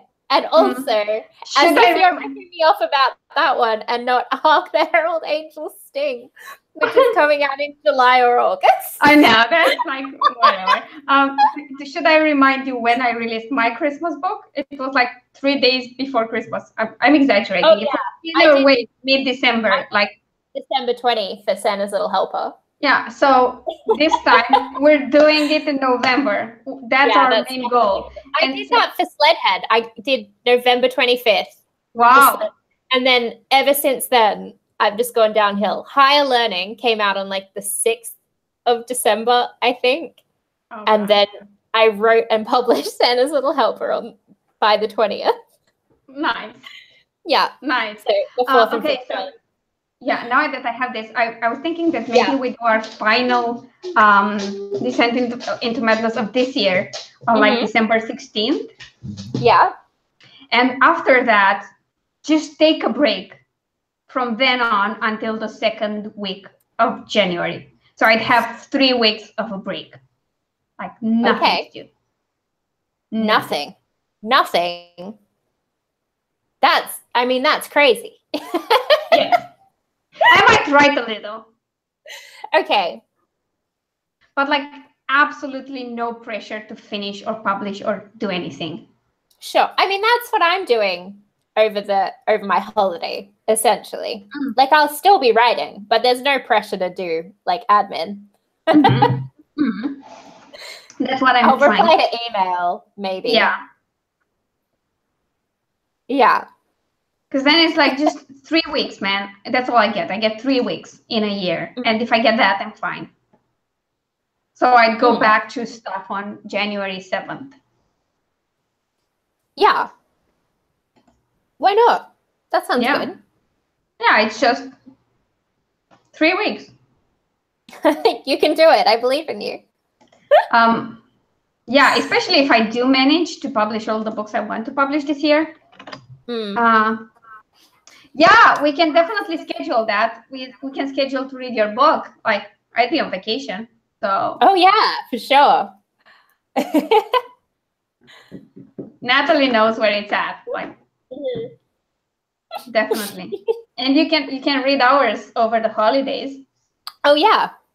Because if we, oh my God, I messed up my lipstick. Oh no. It looks fine. You're fine. Thanks. I did film entire videos with my lipstick crooked, so. I remember you being so upset about that. Yeah, I was. I so was. Yeah. It was so freaking annoying because I was like, how many of them did I film without realizing this shit? How many? Yeah. Apparently a lot. Yeah.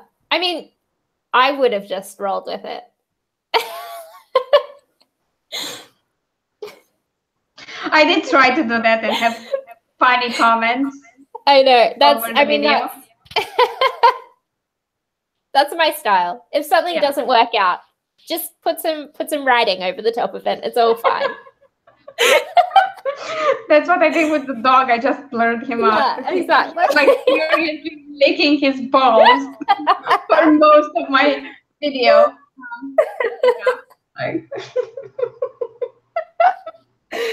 Crazy little puppy. Yeah, that was absolutely amazing. Now I'm super excited about the Christmas project. Like, you know that, right? Yeah. We should like start a Google Doc to plan it. We should what? Start a Google Doc to plan it. Oh yeah, for sure. Because then, we both know we're going to write in Scrivener and then just paste stuff in the Google Doc. Oh yeah, of course. Yeah. Obviously. Like, yeah. Scrivener rules, man. Thank you for that, by the way. I think if it weren't for you, I wouldn't have. Yes, it needs a title and a cover. It does. Yeah, like I'm not going to create a cover. Like, we don't need to see that. I think the one for Magic Unleashed looks decent given it's made in Canva. Yeah, Canva is like fine for covers. That's like the thing is like I'm going to have Photoshop soon. Yeah. The moment I install it, that is. Yeah. Because Travis was a darling and Sarah was a darling too. And they had a free seat for the whole suite, like all of it. And they were I think I've got 2 computers with it, and so one is my laptop and one is the desktop. Yeah. Yeah. Now I'll have it on this nice. But you'll have yours. Yeah.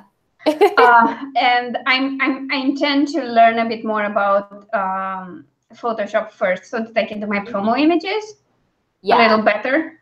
And I mean, I prefer Photoshop to Canva for the simple reason that you can use your own fonts. That's the only reason. And it is way more customizable. Yeah, it is. But for a beginner, it's difficult. Yeah, it is a bit. Yeah. But for a beginner who doesn't know anything about layers and stuff, oh yeah, it's so good because it just kind of tells you, here is your style, just fill in this and put your picture in and you're okay. Yeah. Yeah. Yeah, that's true. Whereas I think you have more of a chance of making something disgusting in Photoshop than you do in Canva. Yeah. Yes. But you can undo stuff and start again. Oh yeah, fine. Exactly. Yeah. But I do plan on learning how to use that. Photoshop though, that I feel like I should tell you up front is that it's set on a default. You can only undo one thing. But you can change that, and you should change that. Oh, nice. So you can only go back one step. Oh, fuck. But then it has like you can only like undo one step, but then it has a thing called step backward, which is basically like undoing, but it's a bit frustrating. So you should Google how to set it. Oh, nice. For that. So thanks for that. Yeah. No crying. No crying. Why are you crying?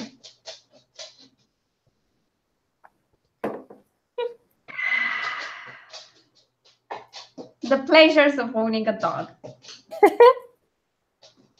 To be fair, I love him to pieces, but he can get annoying sometimes, a few times a day. Also, he's too spoiled, like way too spoiled. And not just by me, my mom spoils him as well. Like, my mom drinks her coffee with cream. So when she gets her cream, he gets a bit, tiny bit, but he gets a bit of cream. Yeah. When he eats, he has his like kibble, whatever, which is super premium now. Ultra.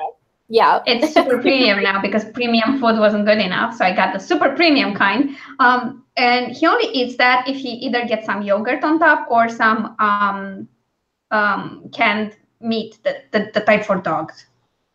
So you have to put some of that on top of it so that he can eat his actual sustenance. Yeah. He's fantastic. What is that? Wait, stop. Oh, okay. Oh, fuck. Oh my God. I got super scared for a moment. I thought it was a tick. Oh no. Yeah, no, it's not. We have a tick infection outbreak here. It's bad. Oh, yeah. He has his treatments, but you can never be too careful. It's really bad. Like, it's super bad here. And not a lot of is done about it because the way things work here, to get like the town-wide treatment for ticks and mosquitoes, the city hall must have an open sort of an auction where people come and submit their projects and the lower bid is taken. But then after they accept the project, the whole auctioning thing can be appealed. And they had so many appeals that at this point we don't have a company to do all this. And there is a sort of an emergency service, and they had to go to them so that something is done because the tick situation is bad. A lot of people with ticks and getting tick-related diseases and stuff like that. So, yeah, the truth is these things get get resistant fast to stuff you use. So I change what I use on him almost every month. I switch between them. And the doctor said I should do it every 3 weeks, and I should change it like next week, like give him a new drop, whatever. So yeah, it's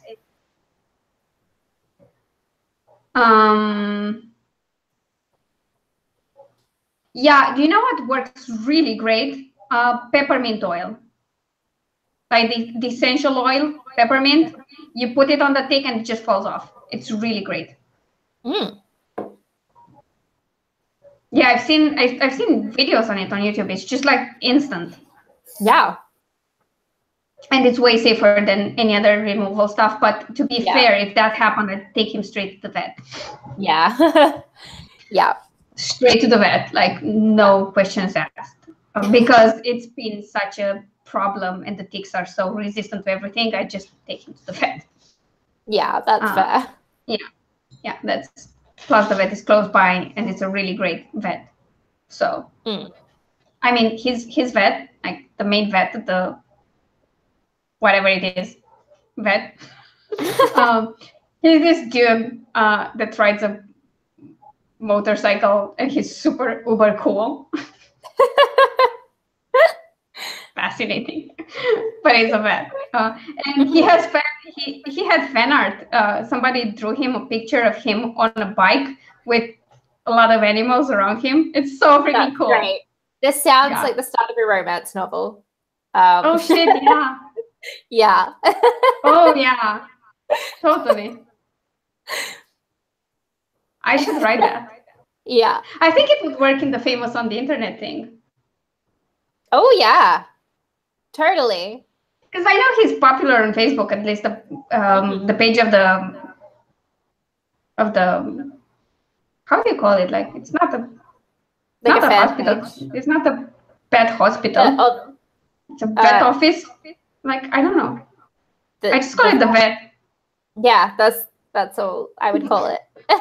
Yeah. So his shop, let's say, has a Facebook page, and that's really cool, because he does a lot of stuff like help abandoned animals and stuff like that. Yeah. So yeah, that would work.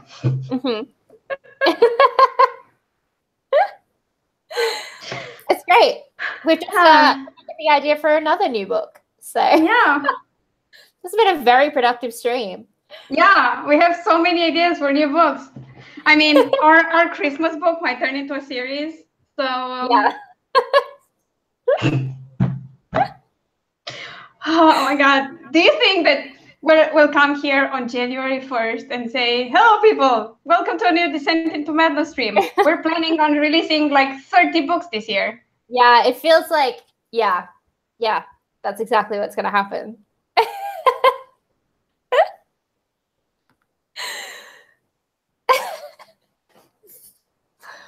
We're completely fucked, you know that, right? The trouble is, right? It doesn't matter if I start making $1 million. I'm still going to want to release as many books as I like. It's just that I want to have the books out. Yeah. I mean, there's so many stories I need to write. Yeah. And so little time. And yeah.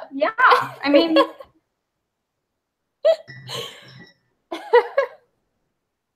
should be interesting. God, Natalie, thank you again for that. I totally. You've given us material for Descent into Madness streams for the foreseeable future.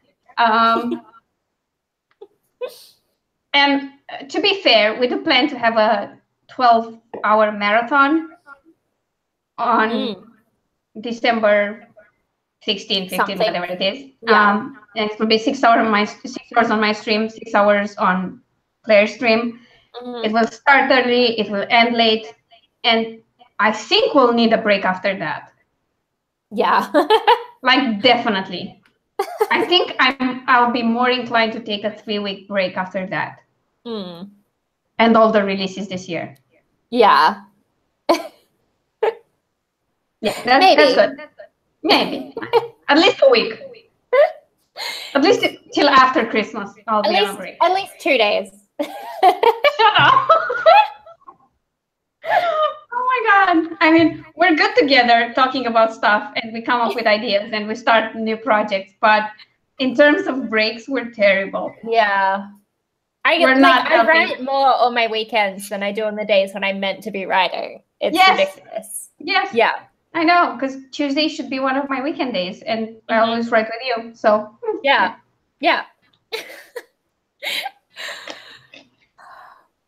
Man, we're ridiculous. Yeah, which is fine. It's fine. Everything's fine. Everything's gonna be fine. Oh, Jesus Christ! Natalie says we should write longer books so we don't have to release as many. The trouble is, I'll still have as many stories. They'll just be longer. Yeah. I mean, like, my shortest ones are still 35,000 words. So not that short.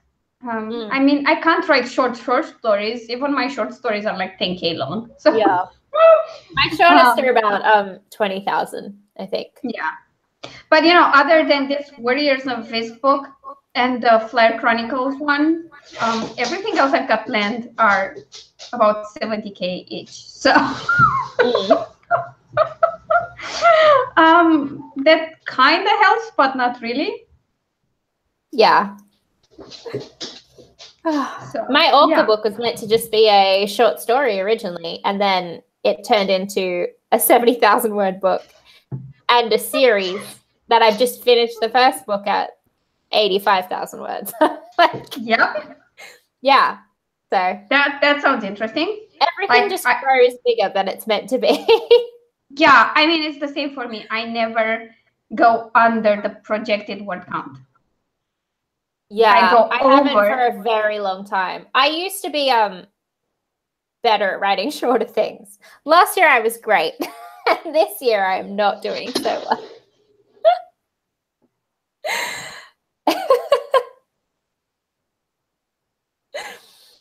Man, it used to be that like 65,000 was on the longer side for me, and now 85.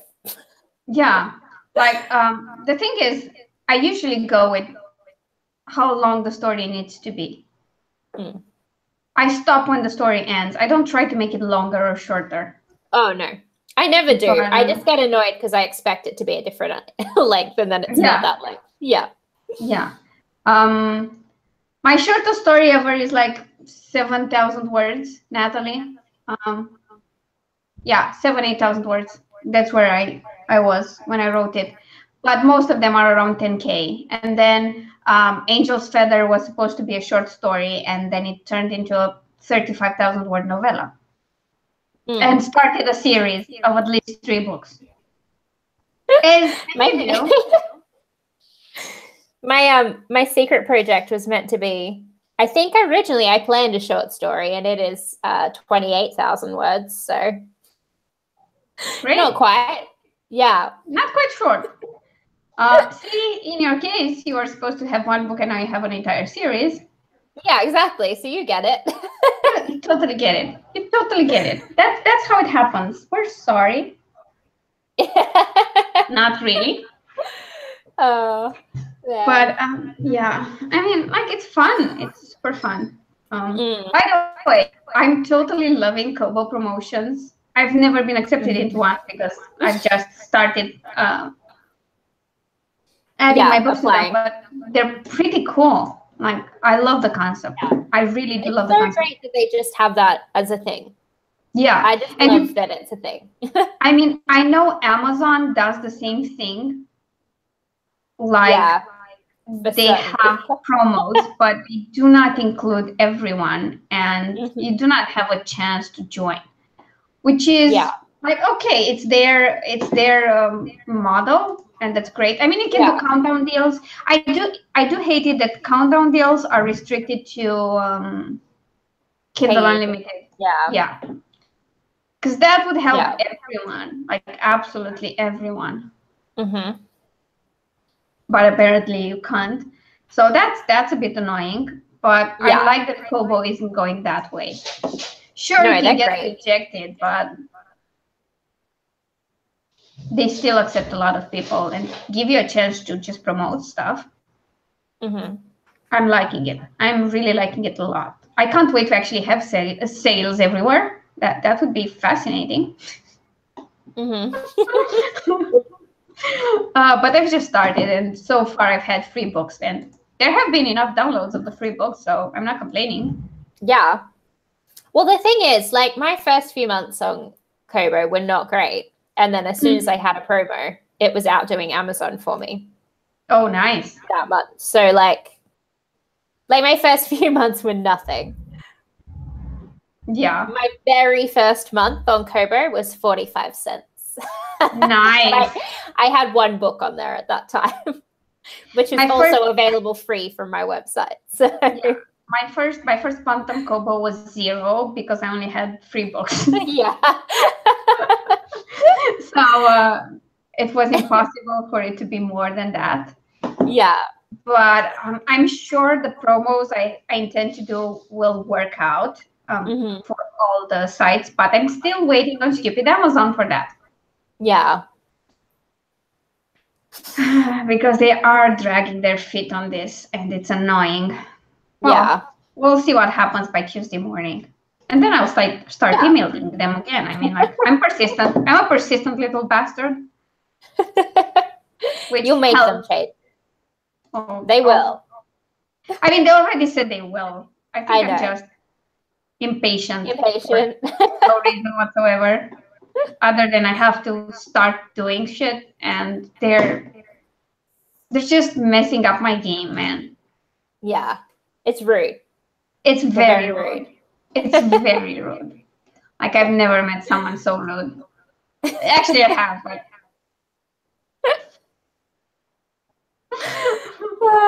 oh god, it's fun. But I don't know.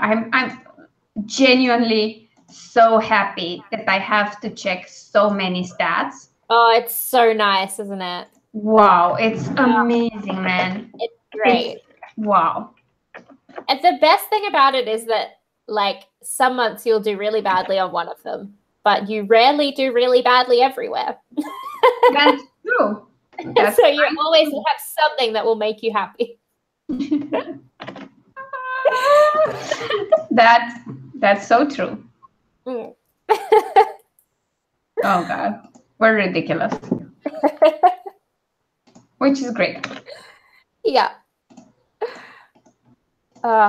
So I'm all happy about that. I wanted to mention something else, but kind of forgot. So but anything to do with going wide or Kobo promos? I don't know. Like, at this point, I don't know. Oh man, I feel like people are starting to go wide now, and I would like to take some of the credit for that. Because when I started, I mean, people on YouTube that I know, when I started, no one else was wide. And now people are looking into it. I feel very proud.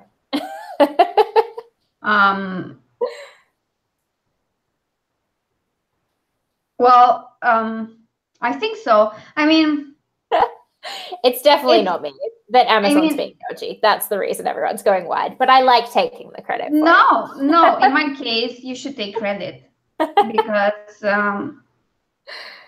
it gave me the right push. Like, seriously, because I kept considering it, and it's nice to have someone to talk to who's on the other side and see the benefits.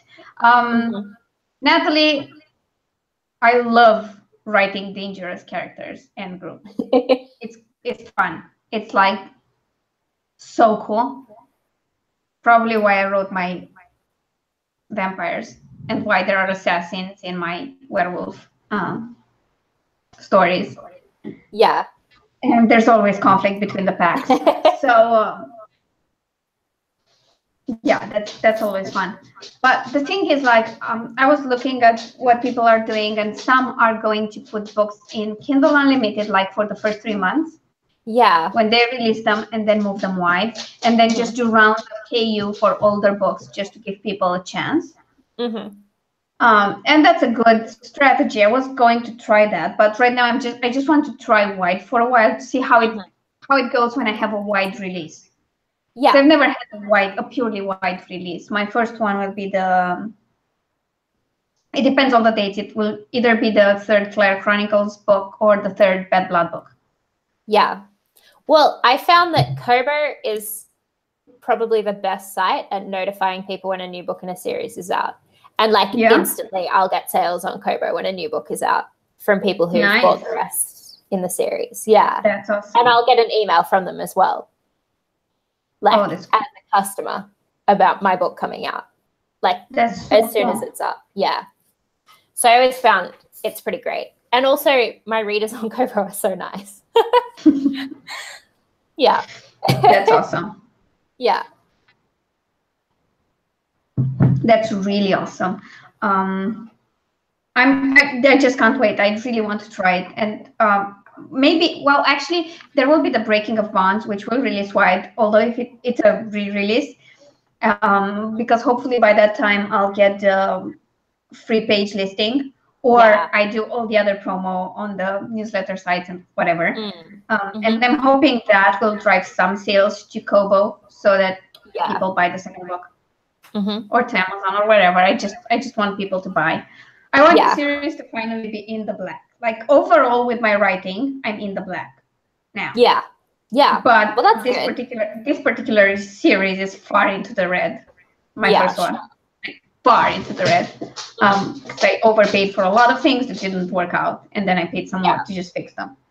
So yeah. I mean, I had the right approach, with hiring experts. It just, I was happy at the time with the editing, and I thought it made the book better, but now my style changed so much, and I've learned so much that it's just yeah, it makes sense. Changes over time. Yeah, and I find that if you run into people that you click with, just stick with them. Like I've got two editors that I work with. One of them is Nikki, which you know from YouTube, and the other one is they're both editors and writers, and they both write across genres. Yeah, which I find is important. And then when it comes to covers, because I'm no good, like literally no good, I did try a few things, and then when Alina decided she wanted to do covers, at my encouragement, by the way, I take full credit for setting her on this course. Yeah. Actually, Wayward Ink Publishing was looking for more cover artists, and I recommended her and Adi, and they both work for them. And I worked with them on covers, and they turned out great, and I'm just sticking with that. Yeah. I feel like that's important, because the more you work with someone, the more they learn your tastes. And exactly. At this point, I don't even have to explain much to her. Yeah. And she comes up with these ideas that are absolutely perfect for what I need. So, yeah. Plus, she's the kind of person that's open. Like, if I find new stuff on how to create books that sell and stuff like that, she won't go like, I don't want to see that. Yeah. Because that's good. Yeah, she's not someone who's like, no, it's my art. Yeah, I know. That's super important to me. I don't know. I mean, that's what book covers are for. Yeah, they should sell the book. I'm sorry if you think people don't judge books by their covers. You've not been to Amazon. It's not that they want to. It's that it's the first thing they see. Yeah, that's the thing. And if it doesn't look good, no one's going to pick it up because they'll think what's inside isn't good. There are books that I've read that are great that I won't recommend because of the cover, because I know that people aren't going to pick them up. Yeah. Yeah. which is fucking ridiculous. Yeah. Natalie, no, you didn't say that. But it's great. I admire people who can do it. I know I can't. I just don't have the skill set. I have the skill set for certain types of covers, like for freebies or stuff like that I can get away with. I'm super proud of my Be My Anti-Valentine cover. I think it was kind of spot on for what it was. And I'm kind of liking the Magic Unleashed cover, but I'm going to work on it more when I learn how to Photoshop. Yeah. The thing about like Photoshop is you'll just keep getting better, like the more you do it. Yeah, so, I'm sure. Like, as long as you find it fun, I think. If you don't find it too painful. Yeah. I don't know, like Premiere Pro I loved so far. Well, if Adobe as a whole doesn't frustrate you, then you'll be okay. Blade, well, my dog licks my hands all the time, sometimes during the stream. So, you know, at least you can move it out of the way easier. Mine is like 90 pounds of dog. Yeah. He's bigger than you are. Yeah, if he gets onto legs, like on his hind legs, and puts his paws on my shoulders, he's like. Then again, everyone is taller than me. Yeah, that's fair. Everyone is freaking taller than me. For reasons. And the reason is that I'm apparently a gnome. Oh yeah, totally. With all your love of statistics as well. Yeah. And like I was talking to Mike last night after the stream and telling him about the whole XLS with data on how much time you write, and I said, and then on the stream I said, and now good luck to me proving I'm not a gnome to my boyfriend. and then I read something in your books, and I thought maybe I should never meet Arnold or Dave because they might beat me up. I hear they have a thing for garden gnomes, and I'm a displaced garden gnome, but still a garden gnome. They won't eat you. They'd love you. It's good to know that at least fictional characters would love me. Maybe I get the chance with real people.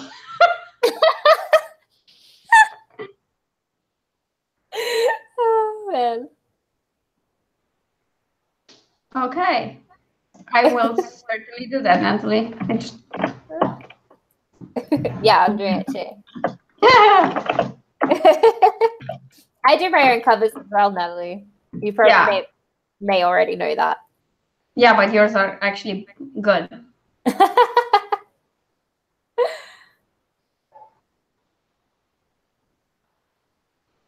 Oh my God, you have quite a few books, but they're all in paperback. Is it because you're re-releasing them?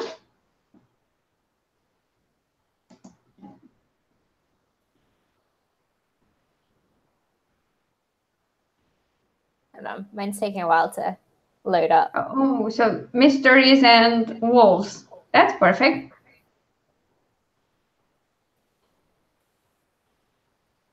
Do you want me to link you?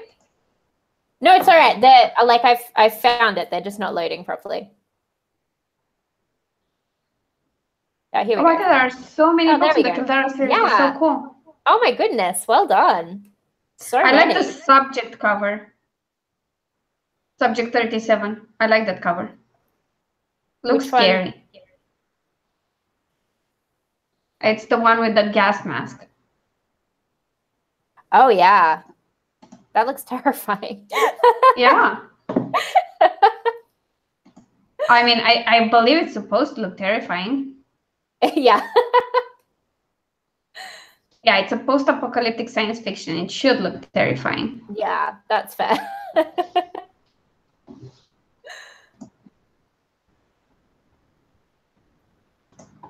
So are you re-releasing all of them, Natalie? Because they're all just showing up in paperback, right? Rather than in like Kindle. Yeah. It's just in paperback. It's not just because of where I am. Yeah. In the world. Yeah. Sure. Yeah, now it makes sense. Because I knew about the Wolf Rider series, I didn't know about the rest. But yeah, now it definitely makes sense. It's not a regional thing. Either way, they send me straight to the Amazon.com site because I can't buy stuff from anywhere else. Not books. I can buy, not ebooks, I should say. I can buy paperbacks from other places. And I usually go with the UK site. Yeah.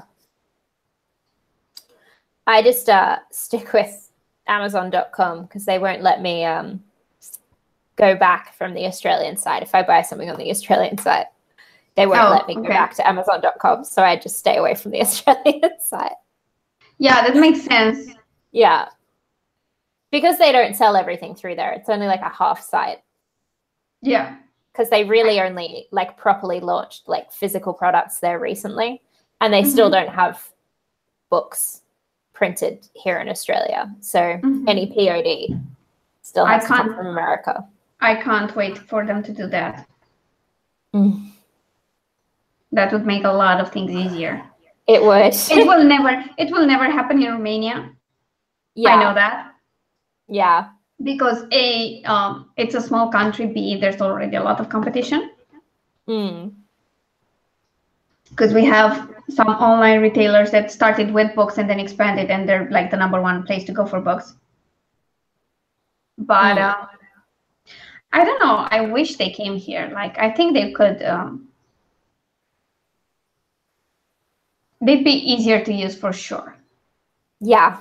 Because I gave up on that site. I was trying to just buy ebooks from here, like, support local authors and stuff. And there were so many errors. Yeah. And I actually knew their PR person. We'd worked together before. And she was like, oh, we'll definitely look into it. They never fixed it. Yeah. So I stopped trying. Like, it probably works now, but no.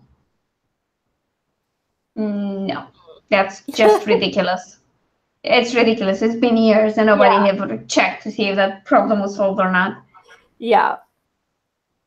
Yeah, that's very ridiculous. The only reason they took an interest is because their PR person saw my post on Facebook. So yeah, I got over that fast, and I think Amazon would do great here, like absolutely fantastic. And get some competition, but again, really small market.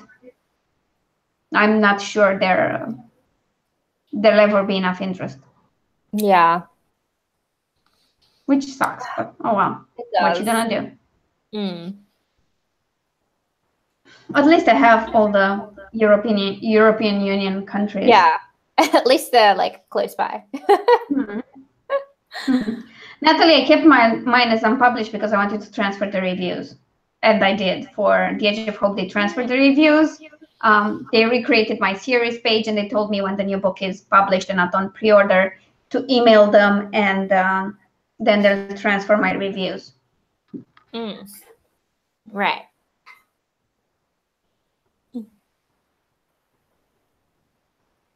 Oh, cool. It's nice that you can do your own covers. Like I said, I have nothing against that as long as you have the skill set. I lack the skill set. If I ever get good, I'd create more of my covers. But right now, like, if I look at the Angel's Feather cover and the Elixir of Flight cover, I know I could never do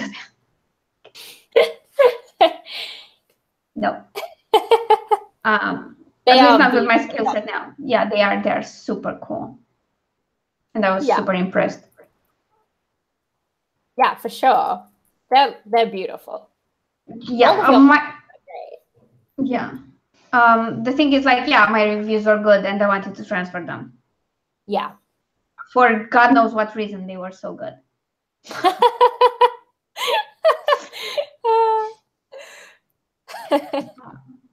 But yeah, I mean, stranger things have happened. But I mean, if they're good, why not transfer them? So yeah, totally. I'm so sorry. I want that. I'm just going to go to the place where you shouldn't ever go. Goodreads. Yeah, I'm just curious. I'm just curious about The Age of Hope. Oh man, I'm really curious. Natalie doesn't want to transfer the reviews.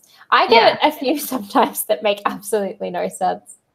Like there are some you just can't decipher.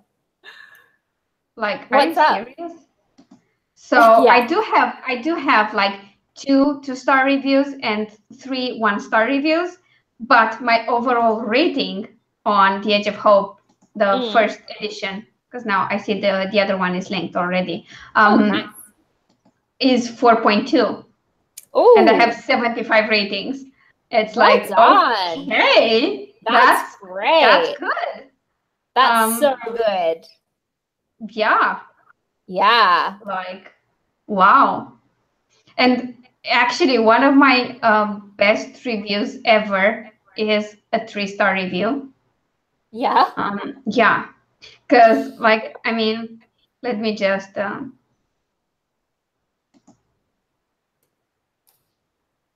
let me just find it now. Because the girl says, I'll be the first to admit that neither paranormal nor romance are among my favorite genres. This is not exactly paranormal romance, by the way, but whatever. And when the 2 genres are combined, well, that's usually a recipe for a cliche-ridden disaster in my book. Lots and lots of eye-rolling and sighing ensue when I, against my better judgment, begin reading yet another paranormal romance story. Why do I keep reading it? It must be a masochist. I must be a masochist on some level. So this is how the review started. When I saw that, I was like on the floor already. Yeah. I'll also admit that the main reason I bought this book was because it was only 99 cents and came recommended by a friend of mine. Frankly, my expectations weren't very high. This is a nice preamble to a review.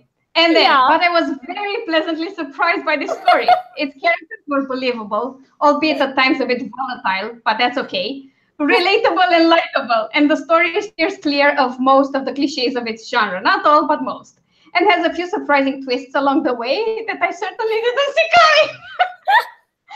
It doesn't revolutionize the genre, but it adds a few interesting details to common vampire lore that I quite like. For some reason, I think of it as True Blood set in Europe. I love the TV show True Blood, or I did for the first few seasons before it got lame and over the top. It doesn't plagiarize True Blood in any way. It's just that the feel of it is the same, with the dialogue, good pace. It's like True Blood, while True Blood was still good. All in all, a good solid 3-star read. 3-star is a good rating in my book. And I definitely plan to read the next book in the series, which got a 3-star rating from her, by the way. So in short, if you're a fan of this genre, this book will not disappoint you. And even if you don't normally like books in this genre, there's still a good chance that you might enjoy this story. So now you can realize why I love this review. Like, that's my goodness, what a roller coaster. Yeah, like when you start reading it, you're like, oh my God, this is going to rip my book apart. Yeah. And then, like, I have one like that as well. That's like, I'll have a look for it. It does the same thing. It starts. Find that. Yeah, I will just reply to Natalie real quick. That's a good stance to have. Like, people like about reviews, and I totally agree that a lot of reviews make no sense whatsoever. But still, they're a valid opinion. I mean, if you bought the book and read it, you can say whatever you want about it. I'm fine with that. Like, yeah, that's my take. Of course, if I'd have like half of my reviews be negative reviews, or more than half, I would probably take a really good look at that book. Just saying. Okay. So this one, the headline is "Great Read Despite the Rambling Narration Style." Oh, God. The main character was the stereotype of a contemporary, spoiled, and whiny teenager.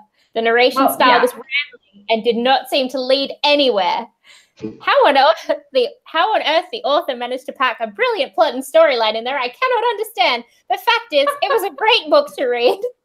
With witty dialogue among the rambling, fast-paced and catching me as a reader until the very end. I want more. God. Oh, wow. It's the like the scathing 5-star review I've ever received.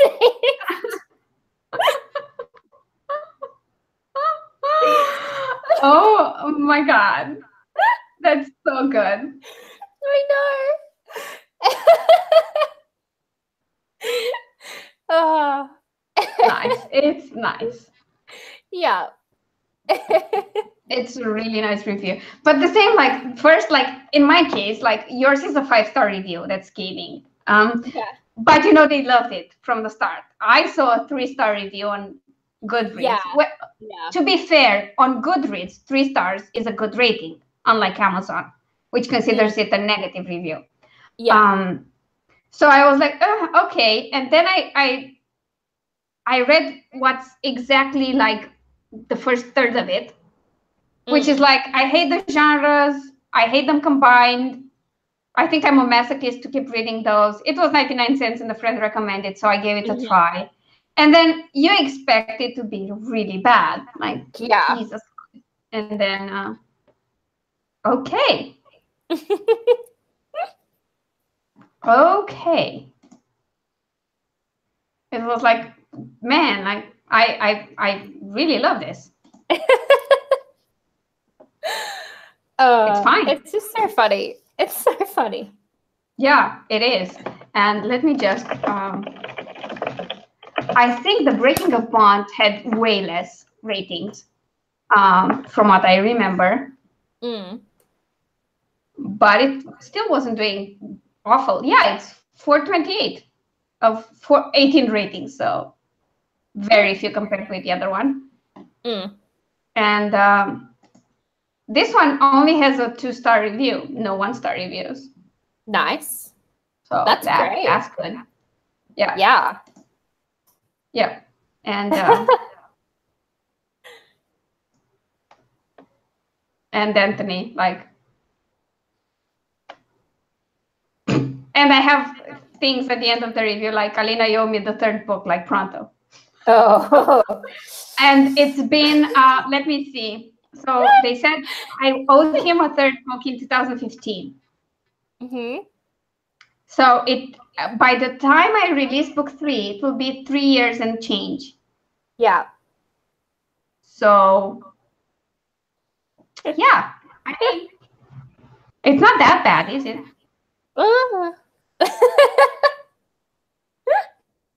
I'm convinced it's not that bad. And of course, now back to the original question: Team Lewis or Team Seth? Neither, because damn Anthony comes in and steals the thunder. That was so unexpected for me. I was thinking that people would give me crap for changing the tables where Anthony was concerned, but apparently no. Yeah, they loved it. Some of them, yes. Some of them do. I mean, you should see some of the reviews on Angel's Feather. Some are like, oh my God, what a beautiful world she created. And then, oh my God, there's no world building. Oh, okay. It's just like different people have entirely different opinions. To me, I mean, like, the way I go about it, I go through negative reviews and try to see if there's something I can improve. I always do that. I don't think you should just dismiss all reviews. No. And if it's just something that is a question of taste and preference, there's nothing I can do about it. Nothing you can do. And you're better off losing them anyway, because they won't like your other books. Yeah, that's true. Like, if you expect me to stick to a traditional villain, probably not happening. Yeah. I mean, like, I set up a villain in book 1, and by book 2, people were rooting for him. Yeah.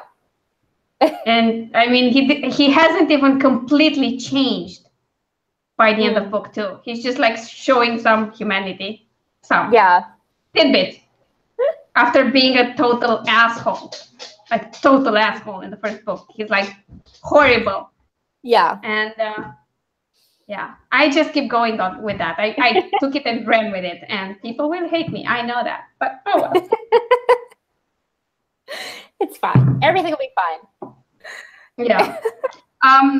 Natalie, I had reviews that said this is like bad fan fiction. I had reviews for a wax heater. Like 50 reviews showed up on one of my books for a wax heater once.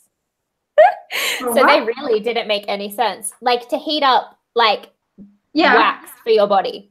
Yeah. Yeah, they just all showed up on my book. So I emailed Amazon because I panicked that like they were going to see that I suddenly got all these random reviews and like shut my account down. But they took them off. That's how I hit like 100 reviews on Amazon, and then all of them disappeared. Oh wow. Wax heater.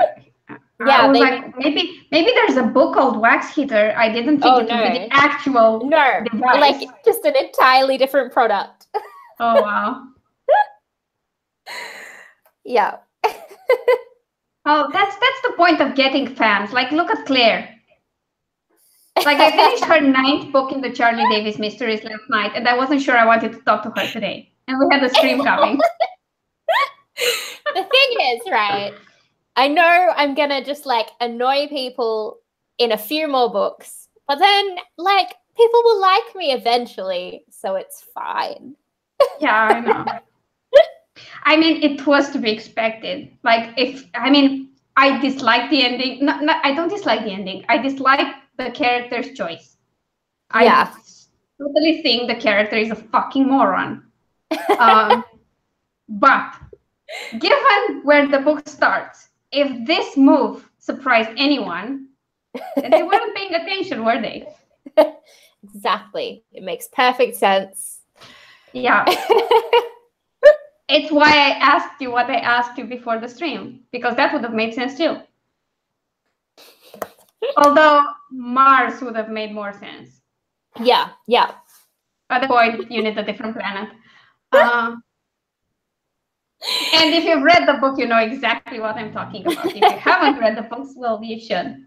You should head to clarekauter.com/free stuff and pick up the first one, plus the prequel. Yes.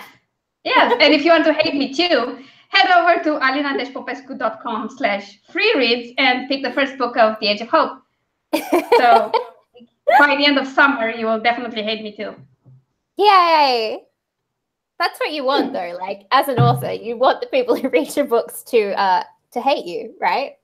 Or, I don't know, I just want people to be touched by the books I write, to get an emotional reaction. If they just don't care, then I failed.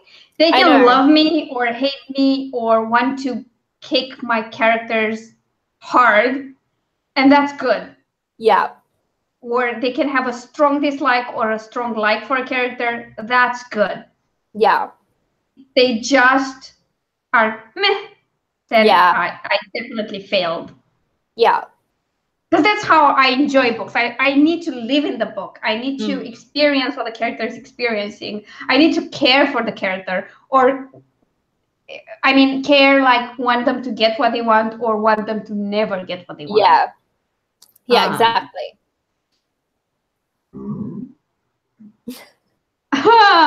Oh, yeah. Yeah, that's cool, because if they keep demanding books, things are always going worse. Like, it's all good. It's all good. I mean, like that's. I mean, bad decisions do make for great stories. Like, yeah, totally. And I'm not of the opinion that like if someone is mature in their way of thinking about certain things, they have to be mature about everything. Yeah. Especially like when you have characters who had to grow up fast. And they're really good at adulting in general. If they had to do it early on, they didn't have time to experiment with teenage angst and teenage relationships and learn from them. So when they get into relationships as adults, they're not that good at them. Add some bad experiences to that, and you get a cocktail of childish explosions. Like, that's what you get.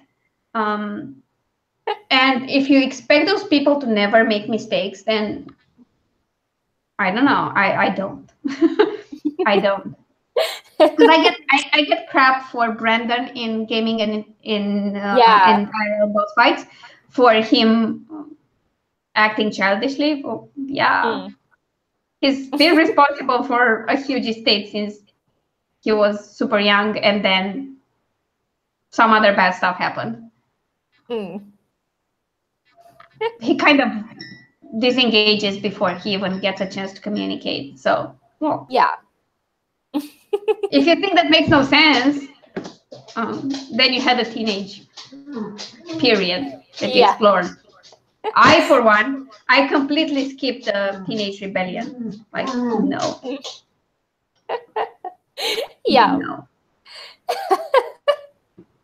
My rebellious thing was to go to the discotheque before it was called a club. In my ninth grade or 10th grade, I don't remember. I told my mom I was going to a movie with my friends, and it was like it's like a version of prom, but what you do when you start high school. It's like for the ninth graders.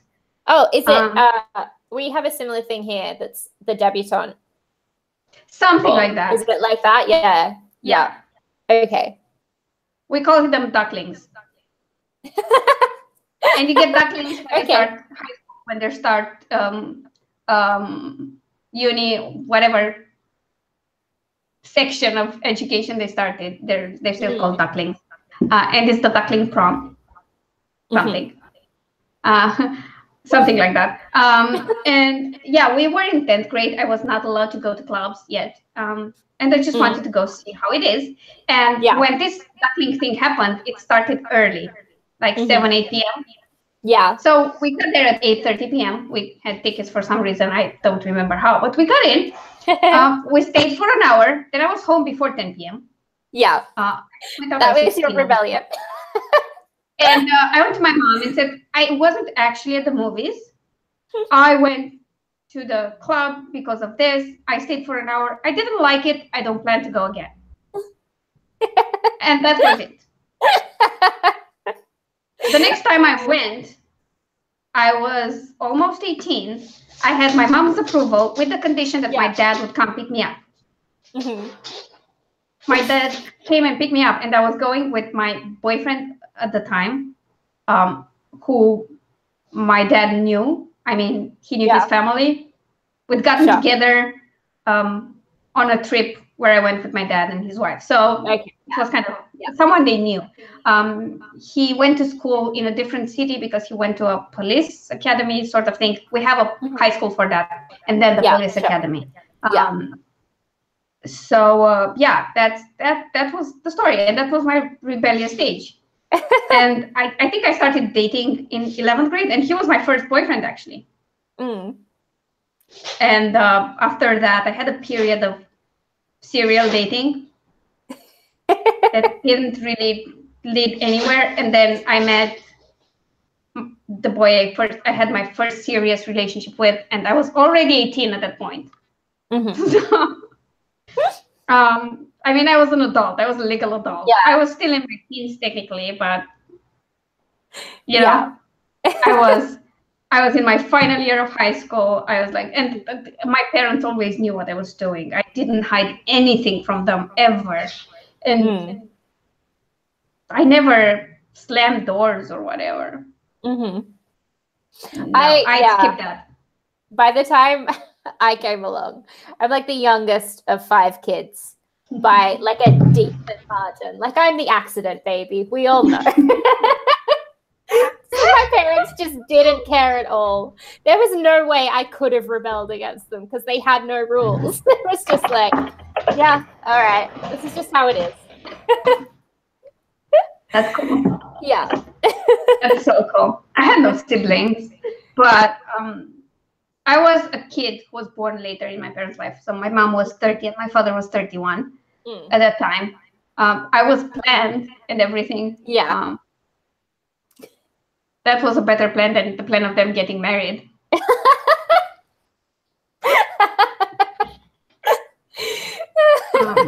And it was a better plan because I'm me and I love me. I love myself. I think I'm brilliant. Yeah. Other than that, maybe they shouldn't have gotten married or had a child together. Just saying. Okay. They're happier apart, and that's good. I think the reason they stayed married and had a kid was because of the communist era. If this had happened at any other point, I would not exist. Yeah. Because basically, divorce was a huge issue. And there was a lot of backlash to it, and you were seen as a pariah if you were a divorced woman, especially. Plus, my parents had visits from party representatives pretty often asking them why they don't have kids. Oh, okay, yeah. Because the family unit. This is why it drives me insane when I see ultra progressives being communists, because they just don't understand communist values. Yeah. The family unit is a thing. Homosexuality was illegal and other things. There was no female empowerment. You had no choice over whether you had children or not. So yeah, and I think if it would have been at a different point, they'd have split up early on. Like if it was a current time situation, no, I wouldn't exist. So yeah, that happened. They actually came and talked about kids and why you're not having them. And my dad was like, "Well, I'm trying. What do you want to do more?" Like, which seemed plausible, especially because you couldn't find condoms. Like you sometimes got Chinese ones, and everyone was queuing for ages to get them. And I'm not trying to be offensive or anything, but they didn't always fit. And they break easily, so no real contraception here. A lot of kids were born in that period, so when the law started getting enforced, a lot of children were born. So yeah, that's how it was. And right now, divorce is completely different. I think we have a really high divorce rate. But I don't think it's that great. It's that we have a really high abortion rate. Because apparently that's our contraceptive now. I think which I find ridiculous. I find it ridiculous. Like, no, seriously, we have one of the highest rates in the EU. Wow. Yeah. You'd think like it would just be cheaper to buy condoms straight up, right? I'm not sure you pay for it. Oh, really? I mean, you pay for it if you go to a private clinic. It's not that expensive if you get it in one of the state hospitals. Okay. At least it wasn't that expensive before. I don't know. I've never looked into it. Yeah. Okay. Fair enough. But I remember conversations about it from when I was a kid, and I know they do it in state hospitals where even if they charge you, it's minimal. Wow. So yeah, we don't have any rules on it. Like you don't have to talk to a psychologist or anything, which I think is bad. I mean, I'm pretty sure it's illegal still in the state I'm in, unless you have a doctor's referral saying that you're like you can't carry it. Oh, so I think I don't yours think is that's better. Well, I think it should be somewhere in the middle. I mean, you should be able to choose, but you should be informed, and you should have support. And have some support, because I remember this girl once. I was a kid. I just didn't know much, but I remember a girl who was older, and she got an abortion, and she had a really awful reaction to it. Like during, she was crying and stuff, and oh my God, it was horrible and absolutely ridiculous. And she was a teenager, like she was 17 or something. Maybe it hadn't been the best choice for her. Maybe she needed more support. And I don't know. I think it should be in the middle. But I think you should have a choice. I probably wouldn't make that choice, but I should be able to make a choice. Yeah, for sure. I see it. It's weird. I didn't expect that of Australia, to be honest. Yeah, it's not in every state. It's in this state, but it's like it's something that's not widely known. I think everyone who lives there pretty much thinks that it's legal because no one's looked into it, but it's not.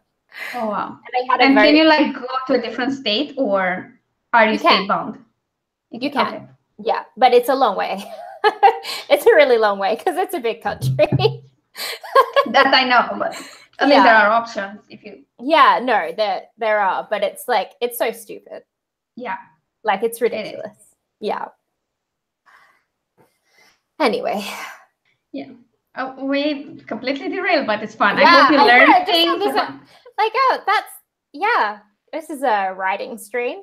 Yeah, it is a writing stream, but you know, if you need to research this, you already have two perspectives on how it's in Australia and how it's in Romania and how it used to be in communist Romania. So you have context. You learn things. Might never help you. It's like learning algebra in school. Let's face it, most of us use calculus on a daily basis, but algebra not so much. Yeah. And the higher you go in how complicated math is, the less you use that. Yeah, the more you just Google the answer. Like algebra, maybe you can still use it sometimes. Yeah, I mean, if you really care. Yeah, you could just use an Excel spreadsheet though for most of the stuff. Yes, but to create the formulas, you still have to know what you're doing. So you kind of use maths. It's true. Most people just add up numbers. Yeah. Or subtract or maybe multiply. Mostly on a calculator. I wasn't allowed to have a calculator in school. Yeah, we were allowed in some exams and not in others. Yeah, no, for maths, never. Never, ever. They allow them sometimes in physics because... Yeah. And I know there are people now who say it's bad to do that and you should allow people to use calculators because it's very easy to make mistakes just because you're not paying enough attention. Yeah. And that shouldn't be an issue. Because to test someone's math abilities, you should see how they can solve problems, not how fast they can calculate inside their head. Yeah. But like, you're going to have a calculator with you at all times because you'll have a phone in life now. So it's like, there's not really a circumstance where you're not going to be able to just use a calculator at any point if you need to do math. I think you should know the basics. Like, I don't think it's okay to not teach children how to write. Yeah. Yeah, of course. And just learn how to type. Because, like, let's face it, there are chances that all technology can disappear overnight. Yeah. And at that point, if that happens, we have no life skills. It's not that we're so safe from everything. Yes, this is the safest period of human existence to live in. You don't stub your toe into something and die from an infection anymore. But we are heavily reliant on technology. If we're without our technology, we're screwed. Yeah. And I don't even mean permanently, like even for a little while. If you're lost somewhere with no signal and your battery dies, you're screwed. Yeah. Because you have no life skills. Like, no. I always tell Mike that if he gets lost in the woods, he's dead. Like, I survive for like a couple of days. Yeah. And then I die. Like, but that's just because I was raised in the countryside and I ran through the woods all the time. But most people, like, they're lost in the wild with no communication. They're screwed. And I don't think that's particularly great. Seeing how big the world is and how much wilderness there is. Yeah. that would make a cool story. Can you imagine, like, taking some teenagers from now who've been born with a phone in their hands and having them lost in the wilderness? Do you think you just sit down in a circle and wait to die? Yeah. And cry about it? Yeah. I mean, to be fair, that's probably what I would do. So. No, you wouldn't. You have some skills. Yeah. Because you know Charlie. And Charlie would survive that. You can you can channel your inner Charlie. Okay, yeah. Okay. What would I do in a fictional situation? And then I do that. Yeah. Although I should give you props for something. Charlie is never in a knife fight where she doesn't get cut. Oh yeah. And that's awesome. Because experts say that they'd get stabbed 9 out of 10 times or 10 out of 10 times. 10 out of 10 if it's Charlie. Well, an expert fighter would get stabbed 9 out of 10 times, so... Yeah. 11 kind out of of 10 makes sense. times. Yes.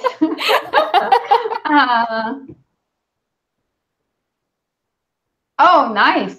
That's an interesting topic too. That's the one with the creepy cover, right? Yeah, that's the one. I think we'll always remember that one. Yeah. I mean, I think books should come with like recommendations on when to read them. Like, if you're a scaredy cat, don't read this at night. Yeah. Or your book. If you're trying to fall asleep, don't read this book. No, mine should just say, always read these. Read them at all hours and buy copies for all your friends. That's what they should say. Fine, okay, yeah. Oh, man. It should be not, but you know, actually, if you have a book and say, don't read this if you're trying to sleep, that's kind of like a compliment. Yeah, it is. I mean, compare that with a textbook. That would put me to sleep immediately. I should like search for my uni textbooks and use that when I try to fall asleep. I think I'd pass out in 30 seconds flat. Oh, for sure. We're so pro college, the two of us. My degree comes in really handy every single day when I don't make YouTube videos. Yeah, I'm sure you need a film school degree. Yeah, to do it's YouTube. really useful to do all the YouTube that I do. Yeah. Yeah, especially from these streams, it's super useful. Yeah. Just like look at this sweet quality. To be fair, I did use a lot of my journalism stuff that I picked up, mostly to do PR and write blog posts, not in journalism of any sort. And to be fair, I did employ some of the interviewing skills I sort of picked up. I have like a couple of things I use. Like I did Photoshop first as part of my degree. Yeah. Okay. You use that. You know, that's handy. Yeah, that's and we did study social media, which is also kind of handy. Like engagement on social media was another thing. I mean, I never use it, but I know about it. So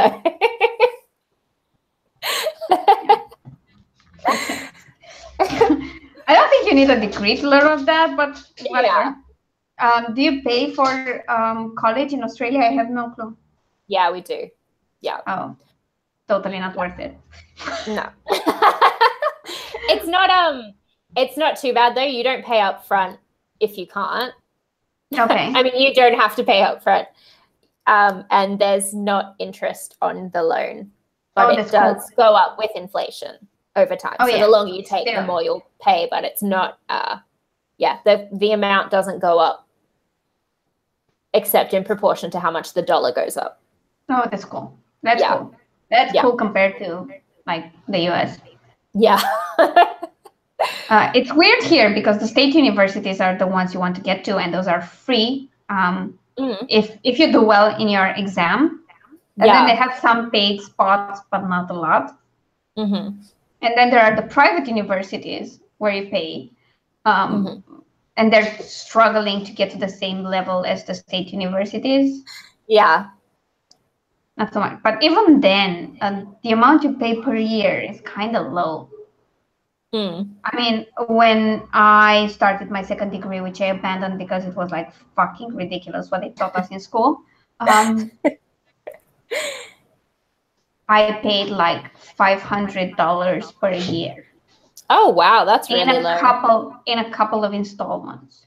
Yeah. To be fair, at the time, the minimum wage per month was about $100. Oh, okay. Right. Or 100 euros. So yeah, it is a sum. Yeah. But it's low. I mean, it's not the yearly income of a household as it is in the States. Yeah.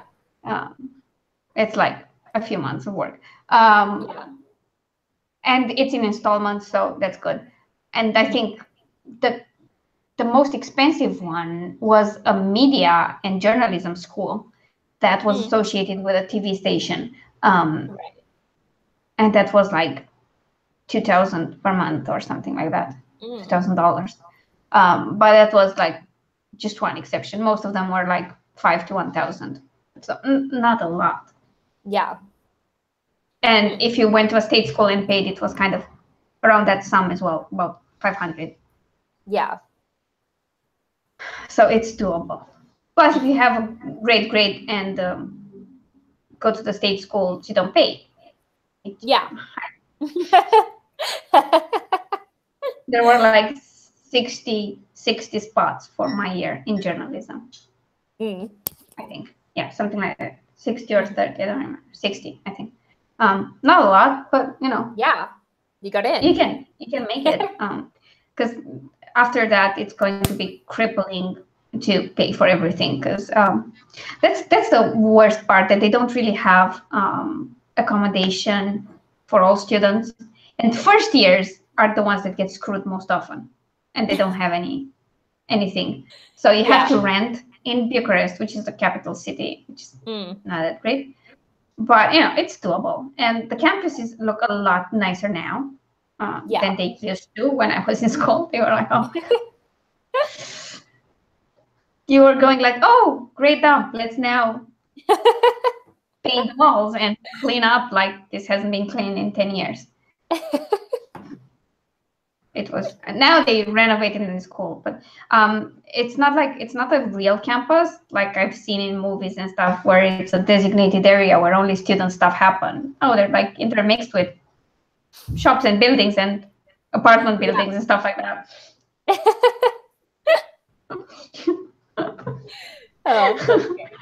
Yeah, I mean, in my in my third year of uni, I stayed in a dorm. And my window overlooked the Carrefour parking lot, which was great because we'd go to Carrefour to buy anything, even if we wanted a bottle of water, because it was cheaper than any other of the surrounding shops. Yeah. But yeah, you'd go through the whole supermarket just to get like bread and water. Yeah, that was fascinating. Hey, dog. Natalie said that one of her secret projects is a book not to read when you're in bed at night. So I probably need to have people around me and read it during the day, and I'll still have bad dreams. I get scared so easily. Like, it's a bit ridiculous. You know the Scream movies, like the parodies? Yeah. There are parts that don't scare me. I haven't watched them because I'm worried that they'll scare me too much. There are some jump scares, and those scare me. Like, honestly, and parodies, man, they're like really parodies. Yeah. I'm sorry. I'm a freaking scaredy cat. I'm so sorry. Yeah. Me too. Oh man.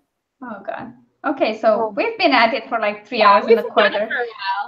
I think we should wrap up. Probably wrap up. Yeah. I should probably call my mum. Yeah. Call her back. I mean, yeah. By the way, Charlie's mom, was she inspired by anyone you know in real life? No. Asking for a friend, like, because I'm thinking, like, if I ever visit you and that person exists, I should like no, stay the fuck away. My mum likes to call me on the phone occasionally and say, you know, you're nothing like Charlie, right? And I'll be like, yeah, mum, I know. And she's like, and I'm nothing like her mum, am I? Like, no, mum, it's fine. I didn't base her on you. But I've slowly been making them more ridiculous just to annoy my own mum. Oh my God. So paranoid from the early books. I was like, well, I can make this worse. I write horrible moms sometimes, like horrible.